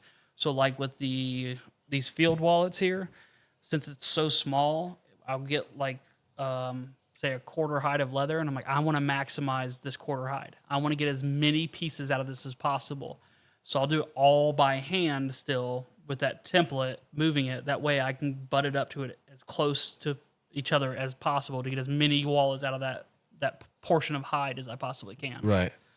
So Yeah. we do introduce some forms of technology to speed up production stuff, but Yeah. when it comes to building and making the product, it is still old school traditional leather Right. work. It's Which is all what by I hand. love. That I mean, and that's more sentimental to people. Mm-hmm. You know what I mean? It's not coming off of a conveyor belt. Yep. And so what we did recently, within the last couple weeks, actually, my mother, since we take care of her, every once in a while she'll I don't know, kind of do something for us.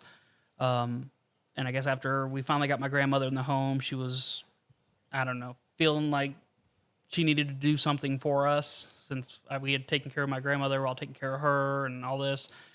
So she knew that we were eyeballing a sewing machine for our hats, just our hats, because I get an order of 300 hats for a company and I got to do all those by hand. That's a month worth of work where I'm not doing anything else. I can't keep up Right. doing that. It's not possible. Right. And I want to keep growing. So she actually surprised us by buying us this sewing machine, which Sick. was awesome, right? I'm Is incredibly. this what you incredibly guys sewed this batch on with? Nope, right? these Nope. were done These by ones hand were still. still these done are by done by hand. hand? Yeah. Because there's such We a haven't curve. learned the sewing machine yet. It is such a learning curve to use a sewing machine to Look get at that, folks. the nice So quality sick. stitches. Let's go.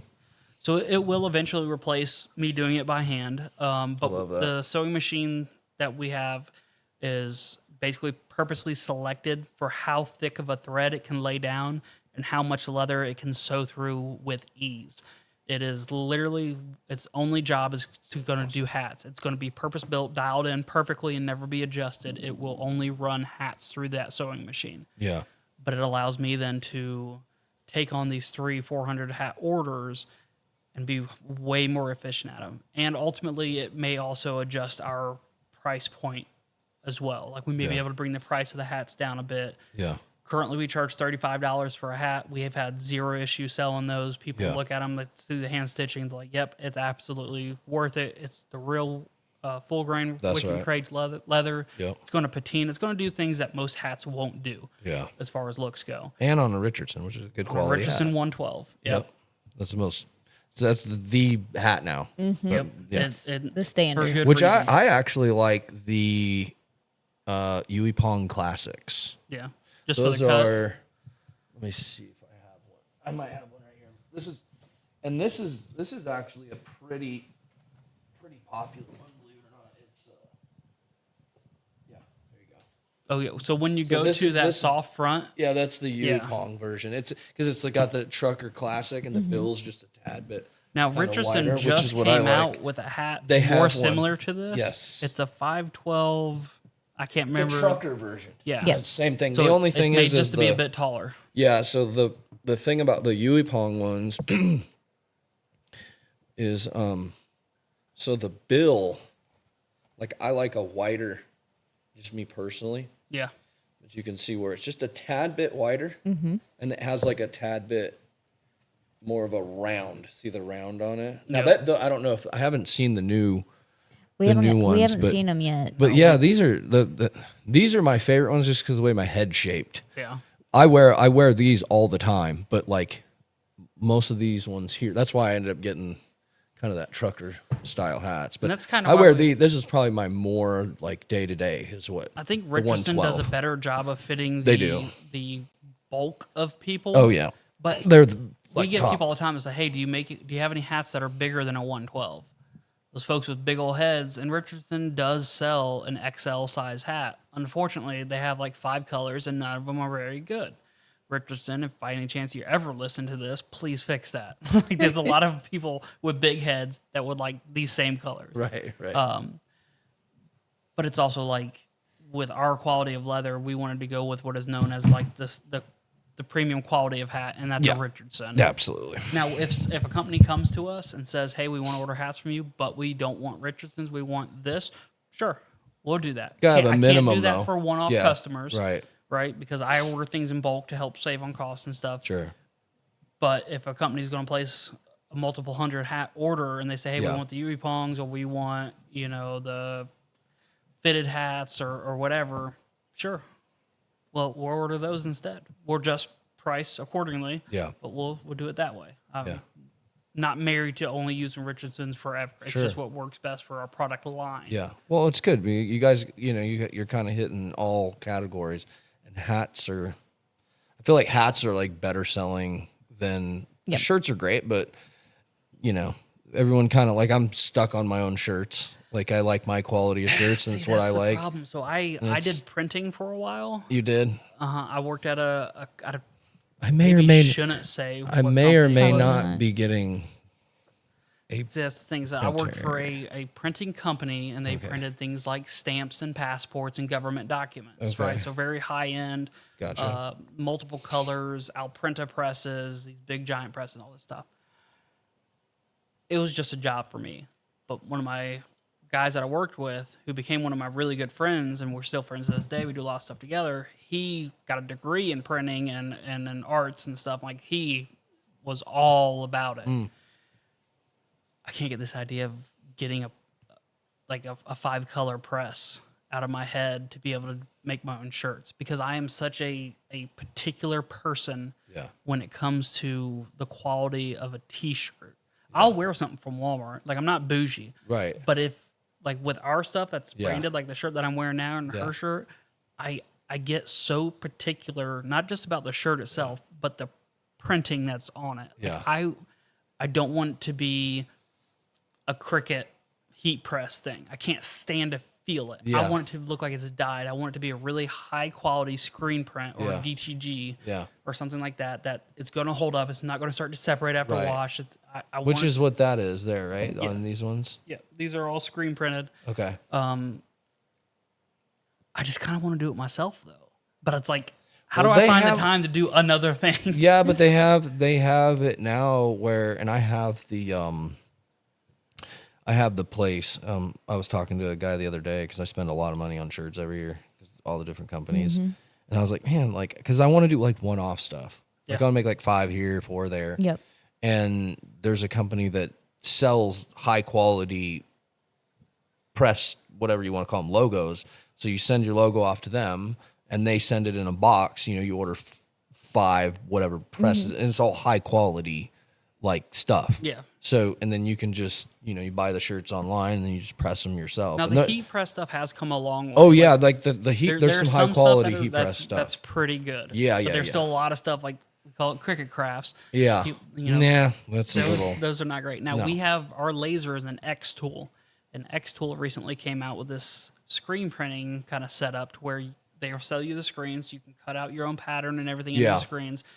And realistically, if you're doing a single color, it doesn't take up much room. No. It's fairly quick to do. Yeah. You just need a dryer, which those can be fairly expensive. But if you're doing a single color, you can do one-offs really easy if you already have a laser. So we've talked Yeah. about that before when we do that. But we get into Yeah, so many of these things. rabbit I know. holes.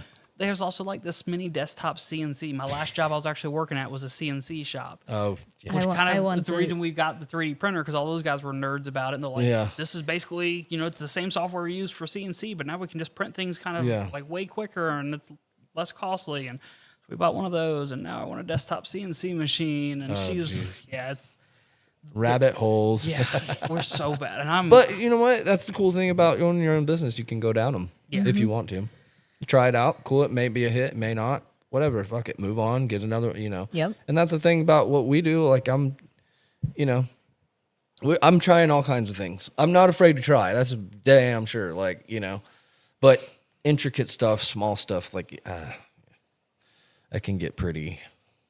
They can get pretty hairy there. so I have this obsessive personality, and it sounds worse than it is. or it sounds like it could be bad. But what it is once I get my brain wrapped around something like, oh, I'm into this now. It's because you see the end I result am- already. Or no, I just get all into Yeah. that thing. Yeah. Like if I mess around a marketplace and I'm like, oh, you know what, maybe I need a new truck. She will be so annoyed with me because I will spend days and Yeah. days and days. He'll of, spend weeks. just I'm the doom same way. scrolling and it's like, oh, look at And this then one. Oh, look he'll at this start one. he'll start looking at trucks, and then he'll move to SUVs, and then he's like, oh no, look at this conversion, this 1993 Yeah. I'm the same conversion way. van Yeah. with the beds, with the fold down seats in the back that turns into a bed. And And that's Yeah. like a now problem because I did have that wreck and totaled my car, so I have to buy another vehicle here soon. Yeah. And it's like, she's so annoyed with it. But it happens with anything. I said I kayak fish a Kayaks. lot. I got my buddy into it. So he is, all day, every day, we're texting about kayaks and modifications we can do to them, where to go fishing. He's that's just like awesome. learning how to fish. He's never really fished a whole lot. So kind of teaching him a little bit about bass fishing or crappie fishing and all Yeah. this stuff. And she's so over it all. Because like Oh, yeah. anytime I get the slightest interest right. into something, it is like just head first obsessing over this thing. That's And I may hilarious. never even look at it. I may never have one. I may never touch one. I may never use one. But I will be just obsessed with the idea of this thing. It'll Yeah. consume my he's life. been teaching our kids how to do it too. Yeah. Well, because I'm going from one thing to the next, like, but my thing is trying to be like, if I get into something, like lately it's been really focusing on food and diet. That's, I'm not going to say diet. Fuck that. Because the word diet's ridiculous. It's a crap. stupid word, but like focusing on what's on the back of the box.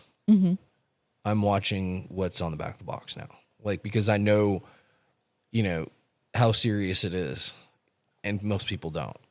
And it's crazy to see, like, where are all these conditions coming from? Where are all these heart attacks coming from? They didn't have them in the 1970s. Well, you Why look is at that? Populations and where the most healthy people live. And I don't know the exact statistics, but if you look at the Midwest, for example, and health issues there versus further south, or just in places that are more rural communities, larger cities, where more processed foods are eaten and stuff. That's right.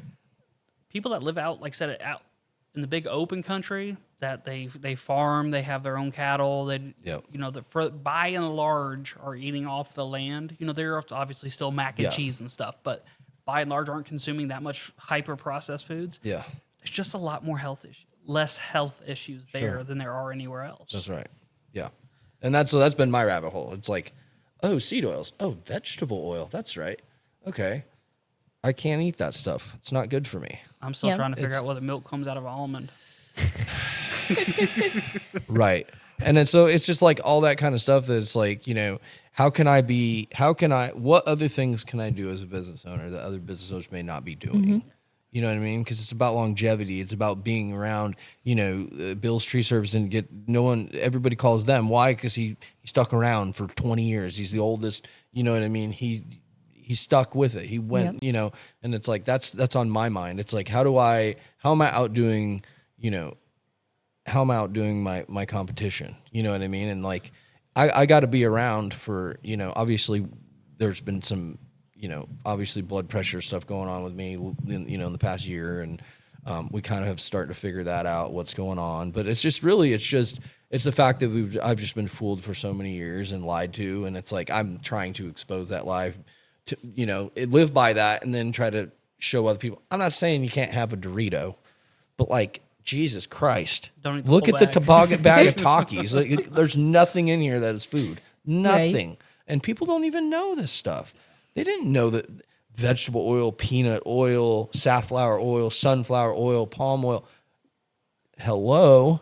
That's literally what that is the same shit that's going in your vehicle. Hello. That's what it is. They just turned it to food grade. People don't know that. And they're like, why the fuck was the largest football player in the 1960s, 1970s only 255 pounds? There's a reason why The people are largest getting bigger. lineman, the largest lineman in the NFL. Now they're 370 pounds, 400. dude, it's the food. It's the food that we're consuming.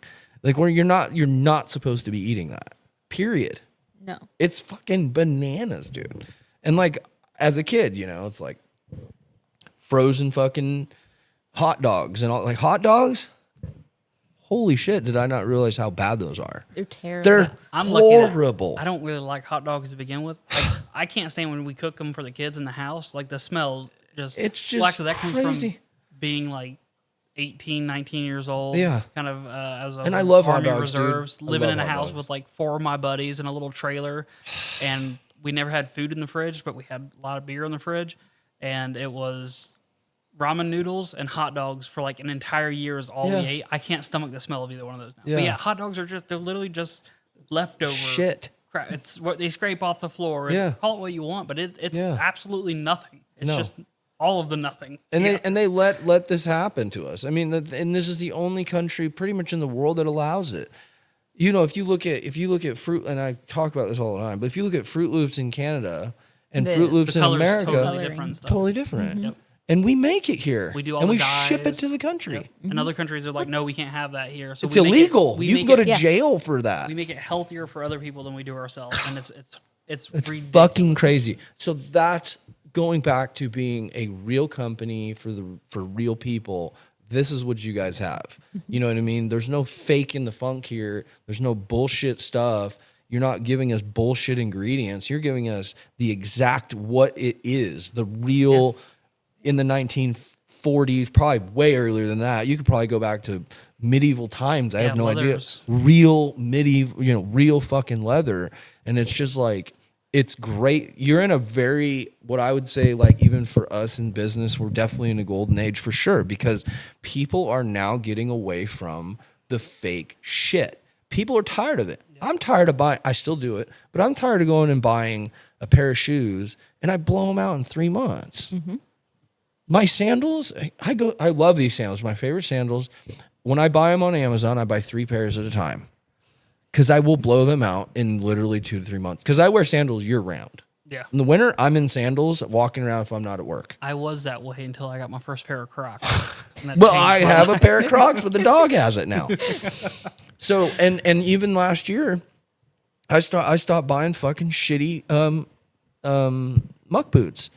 So I found a company that sells 100% pure rubber boots. Dog stole one of my boots off of the porch the other day.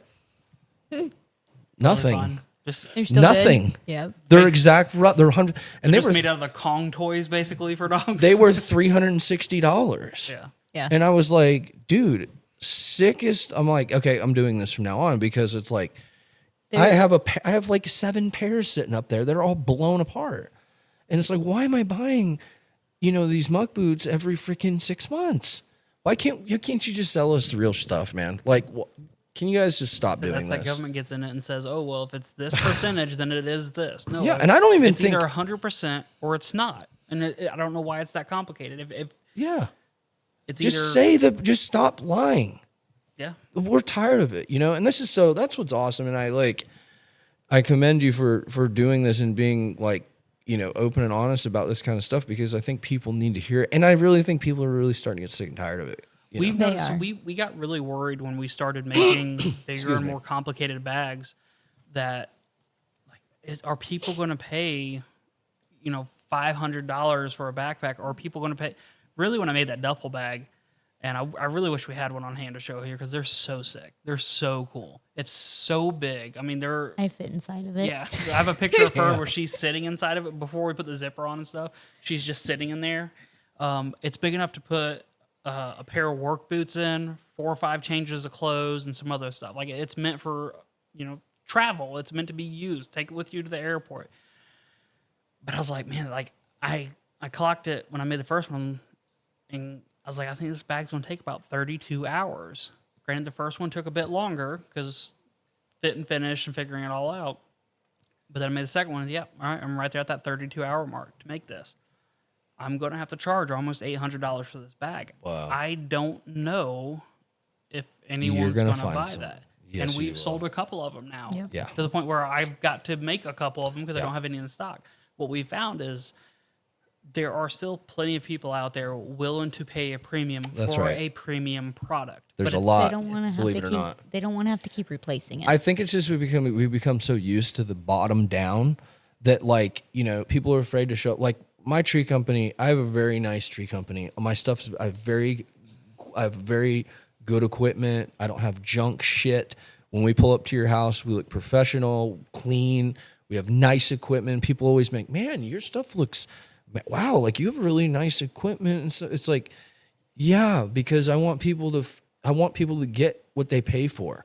I'm definitely not the cheapest guy in town. I can tell you that right out of the gate. I am not. When I show up with good stuff. I want people to be safe. I want to do the job correctly. I don't need stuff breaking down every 5 minutes. So I'm going to pay Carlton stump grinders, hands down the Ferraris of stump grinders. You will pay for those, and you don't see many of them around because they're American-made steel. Everything is made in a high-quality grade, gauge of steel. Yeah.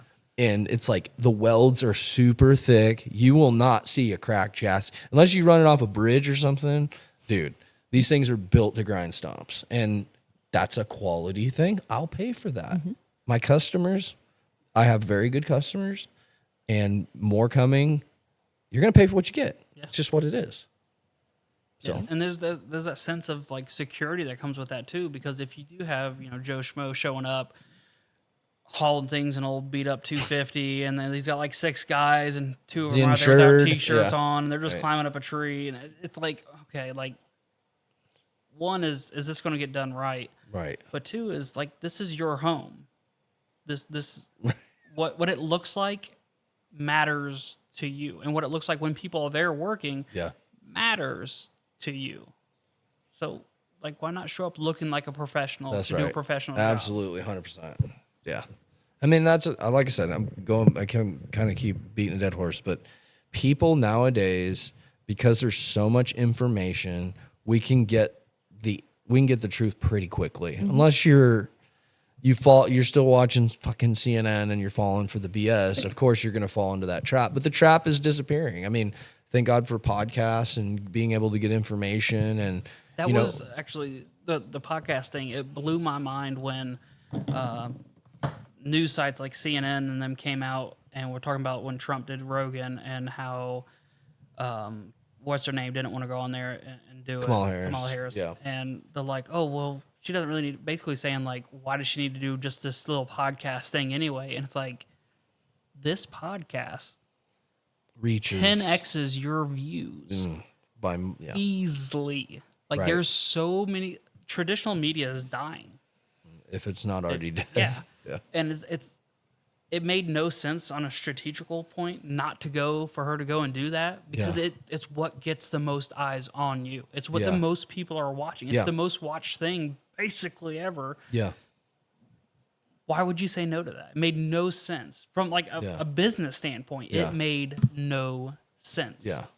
Well, I mean, they did actually try to reach out to him to come on, but then On their apparently terms. Yeah. on their terms they wanted him to fly to a location. Which is also ridiculous because he's doing you the favor. You're not doing him any favor. Like, yeah, he'll get some No, views, but why he is can he- also match those views No. with Cam Haynes if he wanted to. Like, Yeah.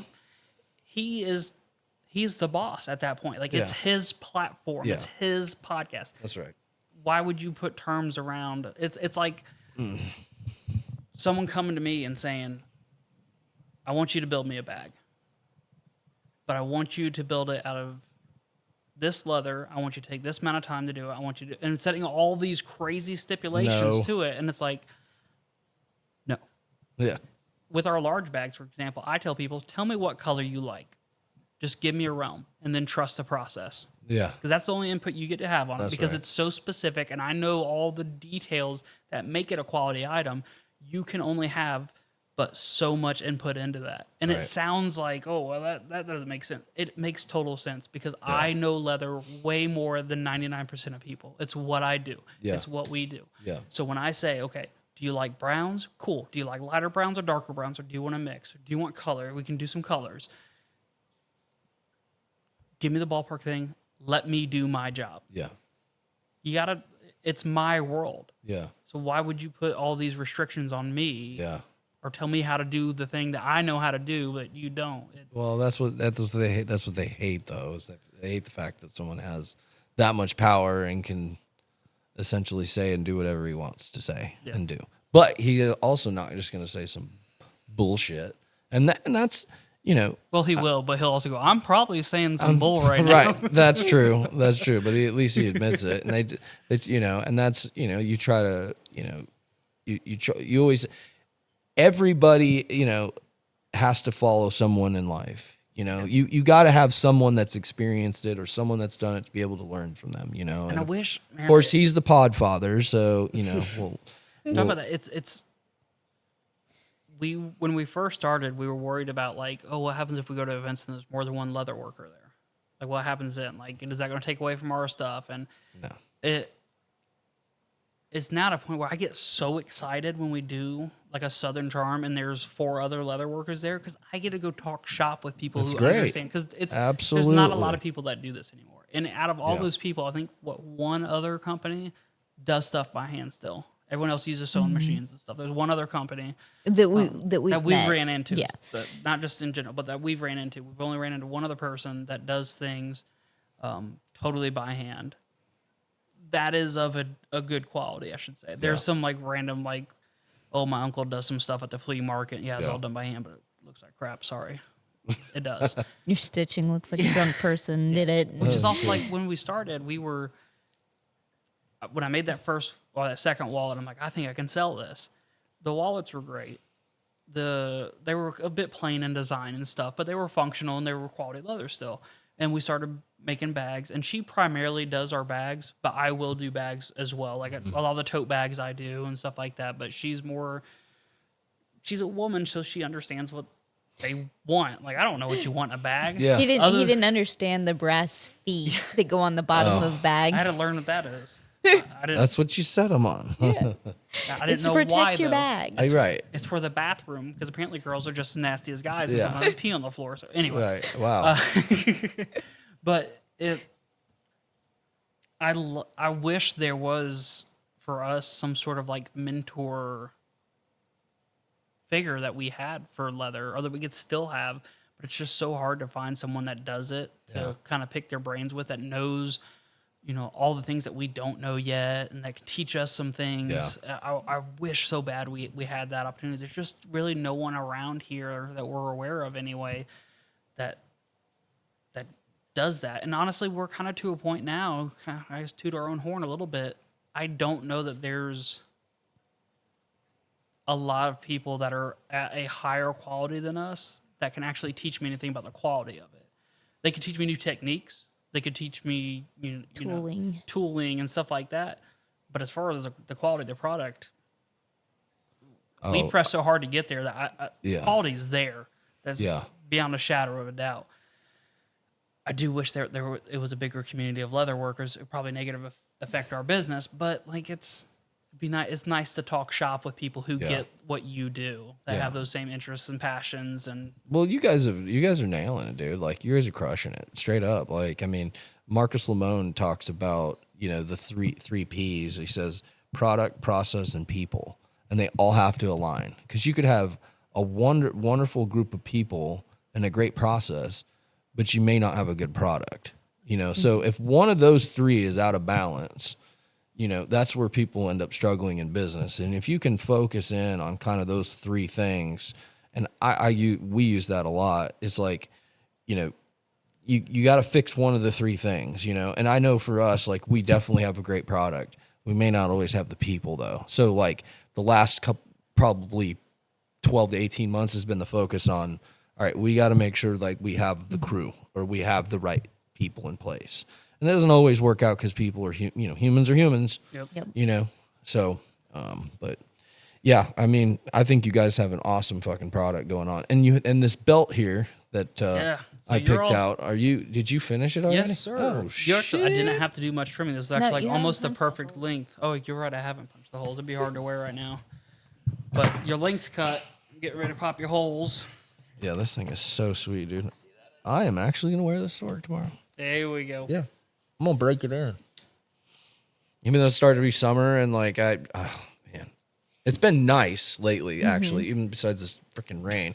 But I still wear a belt in the summer with shorts. I will wear, I wear shorts in the summer to work, even during tree work, because I don't know. I guess it's probably not the smartest thing to do, but We tried to bring the quieter tools. Oftentimes, I do this with a punch and a hammer. I thought that might have been Ching, a bit ching, ching, ching, aggressive ching. for your mics here. no, it's fine. No, that's great. So we're getting a leather, real 100% non-genuine leather belt punched for myself. This is so cool. I'm super hyped on this. And I do want to get one of these leather wallets. Are these any of these for sale? All Are of they? these, Oh, yeah, all yeah. of This is them. You're like, all of they're our for current sale. rock. Yeah. We got these that we have up here. I don't know. We've got like 20 of the King wallets, 10 or 15 of the Those are field the wallets.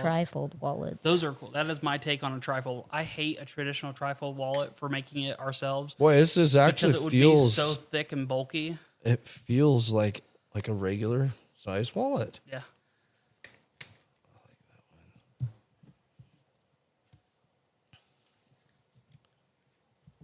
Was that? Did you bring a money clip wallet? They're probably in there. Ooh, you have a money clip wallet? Yeah, I forgot about I that. see those. Actually, need to make some more of those. I think we're down to like 2 or 3 of them now. So what do you? Okay, so with your logo on it, is this considered the back or the front?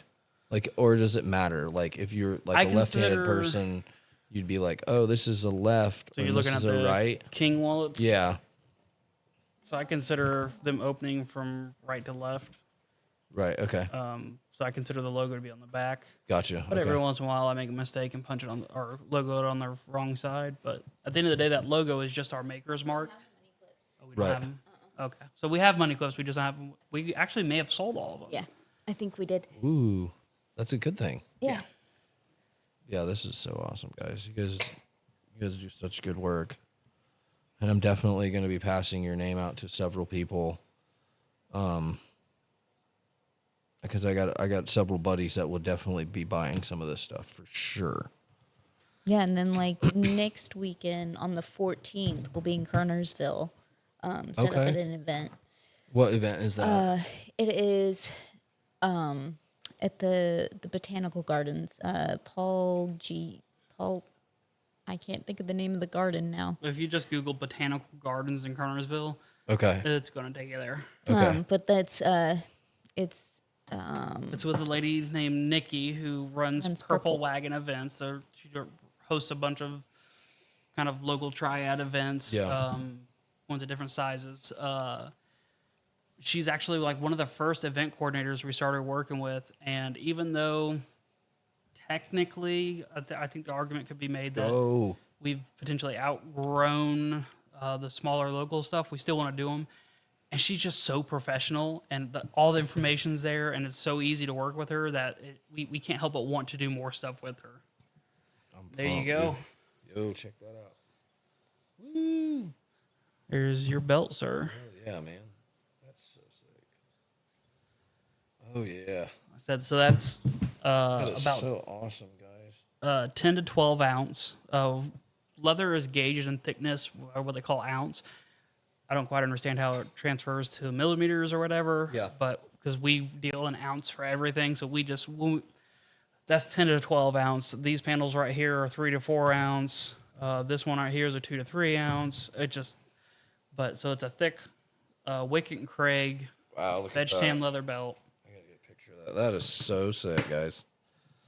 You guys do a really good job, and I love the logo too. By the way, with a little bit of mountains in the background like that. So we were not originally Pursuit Leather. So we started off as Carolina Moonlight Leather. Carolina Moonlight Leather was born from us doing this part-time in the evenings. We lived in North Carolina. We did it at night, and we did leather. So Carolina Moonlight Leather made sense. Eventually, we scaled to basically the size we are now and said, this name sounds too much like something that would be at a craft fair. It doesn't sound professional. It doesn't sound Pursuit's a good name. Yeah. It doesn't sound like that brand that I have a Pursuit bag. I have a Pursuit bag. So we last year rebranded. Was it last year? Yeah, it was last year. And You guys crushed it, dude. we made a few decisions along with that. One of those is we are a Christian-centered business. Awesome. So Love Christ it. comes first in everything.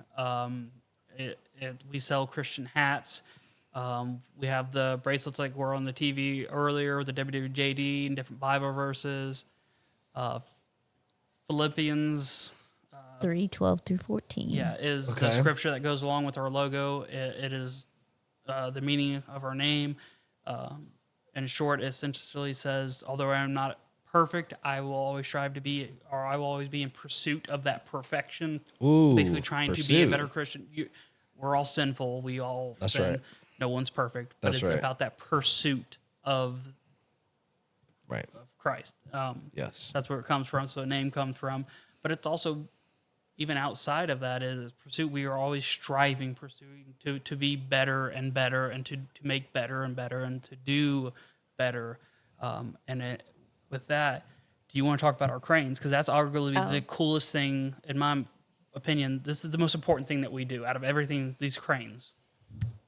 So we started two years ago. So when we started the cranes, and it's based off of the Japanese folklore that you fold 1,000 paper cranes, your wish would come true, or it would give you good health. There's a couple different variations of it, and because I had cancer, our biggest goal was to give back. I had childhood cancer, so a lot of times we donate to St. Jude's. And so with the cranes, my goal is to do 1,000 of them. I'm nowhere close to it yet. But then 100% of the profits of them goes to, Oh, that's awesome. this year we are giving them to Tate's. Yes. There's Tate's Pumpkin Patch in Reedsville. They do it every year. They take all of the money that they raise that day and they give it to a family Oh, wow. for medical expenses. This year it goes to Sawyer Wilson, who is battling leukemia. Wow. So, and when we Can I say see that thing? we started off So, doing 100% so you guys, profit. so but you guys sell these, Yep. and part of the proceeds, or like what It's- percentage, or what do you guys? we used to say it's 100% of profit off of them, but what that has turned into is we sell those for $35. We Okay. immediately take that $35, we put it into a separate account. We Okay. don't. We end up eating the cost of the leather and the time and Okay. everything. 100% of everything from that ends up going. How many do you have on you? At the moment, just the one. Okay, can I buy this one from you? Yeah, Okay, absolutely. Can I get can you guys get me some more? Yeah. Yep. And can I, let me see. I'm gonna do some math real quick. Hold on. I want to support it. So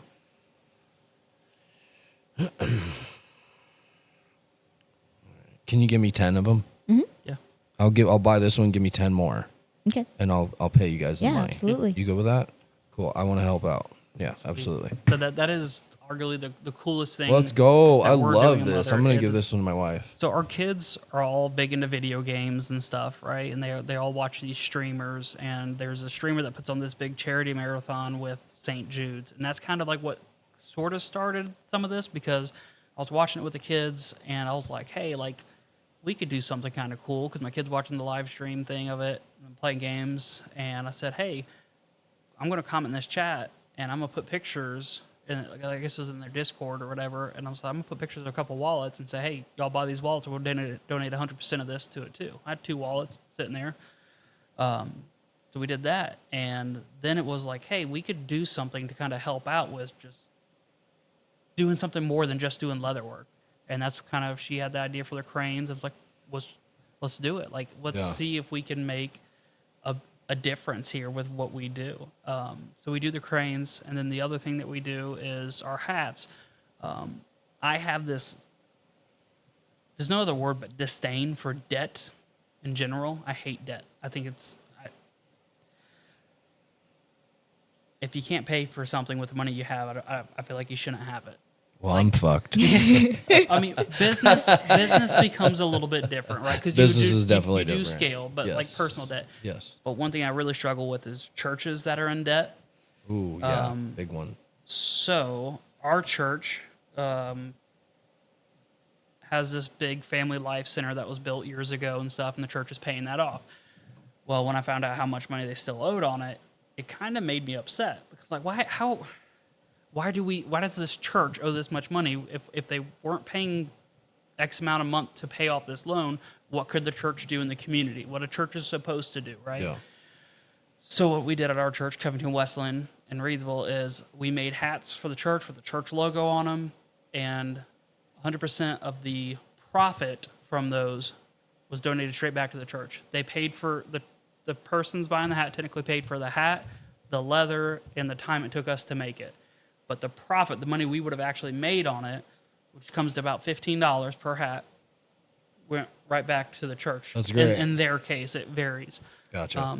So another thing we're doing with buying the sewing machine is I want to do this for other churches. Maybe it's not paying off debt. Maybe it's the ability to send kids to a camp. Maybe it's the ability to take kids to a concert. Maybe it's the ability to help a family in need, whatever it is. Church doesn't have to put anything up front. We set up a pre-order for them. We put it on our website. We can take, we can do envelopes you can mark it how you want, pay cash. It's all done in pre-order. We handle all that stuff. We make them all. Church gets money from it. Gotcha. Church gets exposure because their congregation is now wearing these hats out in public. So it's kind of a win-win there. But it with us doing this full time now, the precedence for doing something more has awesome. never sat more heavily on our hearts than it does now. That's great. So if we have the ability to do something good, we want to do something good. I love that. Yeah. And I think at the end of the day, I'm always thinking of that stuff too. It's like, I've always been hesitant to give donations to certain like organizations and things like that because there's just a lot of fuckery that goes behind that stuff. And I just stay completely away from it because I believe that if you're doing something good, you're doing something good. I don't think that there's any difference between handing $1 million to the Salvation handing the Salvation Army $1 million and opening the door for somebody. I think that they equal the exact same thing. That's just my personal belief. Doing something good is doing something good. I don't think in the eyes of God, I don't think he goes, "Oh, you did something better than him." I don't think that's how it is. That's my personal belief, Yep. So I've always been hesitant on and I've done it when we first got in business. I was like, "Oh, I'm going to donate here and we're going to, yeah, sure. We'll give you a $1,000 gift card for your organization and all that kind of stuff." I always do it based off of feel. If I feel that feeling, then I'm like, then I'm going to do it, because employing people, I don't really advertise to go hire people. It's off of, okay, this guy needs help. Yeah. I'm going to help him, and that's how I usually give back. And that's how we give back it's all based off of feeling. And if it's on my heart, I'm like, okay, cool. Like rock and roll. This is awesome. I love this. Yeah. This is fantastic. I'm all about it. And what I want to do too is be able to give it to some of my guests and tell them kind of the story behind it, because I feel like we have some really awesome guests on here, and I'd like to give these away to a few of them in the future. So I'm really excited. This is cool. They make really cool Christmas ornaments. I was gonna say that's kind of. I bet that's when we started them. Was at Christmas idea. Time. Yeah. But I love that you guys. This is like it's peaceful to me. Mm-hmm. You can use them as Christmas ornaments. You can hang from the rearview mirror of your car. You can hang them up in a window of your house. Taylor's gonna love this. We do them in all kinds of different colors. colors of She's a big leather. artsy person. So, you do different colors and stuff. Yeah, basically any of the colors you see here, really? that'll get made into. Oh, that's awesome. Yeah. So when we bring yours, we'll bring you a variety of colors. Yeah, just let me know. Absolutely. No, this is great, guys. I mean, you guys are doing such an awesome job. I love what you guys have going on here, and just an amazing product. I'm an absolute huge fan. If there's anything I can ever do to help you guys out, please feel free to reach out to me. You guys are killing it. So, is there anything else you guys want to talk to or give a shout out to any people or anything that's kind of on your mind that you haven't talked about? I ain't got anything. No, I don't think so. I mean, I kind of said it earlier about being, a big mama's boy and stuff like that. But I also, I've had an odd relationship with my father. He had an issue with alcohol abuse and stuff later on in his life. It became a thing. But we have since kind of mended everything. And him and my mom are divorced. They're still friends and all this stuff. But He lives literally he's like right around the he corner lives like from a block us. away from us now. That's awesome. So he's at the house But I every other day. Yeah, I meant to hit on this earlier, but I had a really cool moment. My father was always get a job, go to work, get a paycheck, take care of bills kind of guy, right? Like it was. So a couple months ago, I'm over at his house, and we had to call my cousin. Her stepmom passed away. Is this whole thing, and we had a call with her trying to line up like how do we help them, and do we need to come back and help with arrangements, all this stuff. But then me and him just sat there and talked for an hour or so, and he asked me, he's like, "So, when are you going to go back to work?" And it was this moment like of fear because I was like, I don't know what he's going to say because I hadn't told him that I'm not going back to traditional work. And I was like, well, let me lay it out for you. And I told him the whole thing. I was like, look, if there's ever been a time that I should give this a shot, I feel like it's now. We got this little nest egg that's coming. That's going to, kind of give us a little bit of cushion. Yeah. We've seen this growth over the last couple of years. Yeah. With the money we made doing it part-time, even that's close to being enough to help cover everything. And I was expecting this like long-winded thing, like you're making a mistake, I really expected him to point out the fact that, you got 6 kids you're taking care of. Yeah. Like, what are you thinking? And instead it was like the total opposite. And it blew my mind. He was like, man, I'm glad you're doing that. That's great. He said, I used to paint motorcycle tanks and stuff when I was younger, and I loved doing it. It was my favorite thing in the world. And he said, every day I always wondered what life would have been like if I just stuck with that and kept painting bikes and stuff instead of going and working, corporate America or whatever, and doing that. He said, chase the dream. There you go. And it was just like, all right, well, I made the right decision. Because if I can get him to agree that I should give it a shot now, there's not a doubt in my mind. Yeah. Cool. Man, this has been a great podcast, and we'll get wrapped up here, and I appreciate you guys coming on. Yeah. Like, this has been great. You know what I we mean? appreciate you having us. This whole thing is super cool. Thank you, like guys. I told you on the phone, I think you got something really cool here. Thank you. I hope we do. We're just, I enjoy sitting down and talking and learning about what other people do, and I try to extend it on into my life if I learn something new. And I there's a lot of stuff I had no clue about leather. Honestly, like you guys opened a whole new world. Now I'm like more of a fan of leather than Now I you was. can look at I was everything. when we But started. is it real? Yeah. Is Oh, it I'm full gonna. grain? Yeah. No. Like I will can definitely usually be. smell it. Yeah. Yeah. Smells Oh, a I big can takeaway. smell. I can smell We the can't leather smell for it sure. anymore. No. We are we're no Really? blind to Bummer. it. Yeah. That's a bummer. Just, everyone comes in our studio space like, oh, it smells so good in here. I was like, really? I just smell the dog. Because we're in it every day. Right. You go nose blind to it. Yeah, that's crazy. But yeah, so we'll wrap it up. But I will and it's your website is pursuitleather.com. Yes. And then social media, you guys have Instagram, Facebook, Yep, you have Facebook, Instagram. And then you guys talked about you guys are getting ready to launch the new website here soon. So Giving it an update. Yep. It's up. I'm working on updating it, That's making awesome. it look prettier. Yeah. or Oh, more that manly. reminds me, one last thing is we are hoping by the end of the year to have our studio space fully set up, and we're going to start hosting classes. Which cool. means we'll have a class for primarily women to come and make one of our simple bags. Oh, that's It'd be great. Maybe a 2, 3, 4 hour class. That's where a you can great come in. idea. For men, wallet, keychain, lighter holder, a couple of small thing, little EDC thing. Come in, learn how to make something yourself. That's great. There's a great learn business how in much that. harder it is than you think it is, because I promise you. Oh yeah, it's I gonna bet hurt you your get hands. strong hands after a while. Well, you get arthritis, but Carpal Okay, tunnel. there you go. Yeah, but yeah, that's another big thing that we're hoping to have done by the end of this year. Start Awesome. having these classes just in time for, when it gets cold and you don't want to go out and do anything. We're going to have a nice heated space. Everyone can come. That's great. 5 to 10 people, take a class, a couple hours, make something, be able to take it home with you, have some pride in it.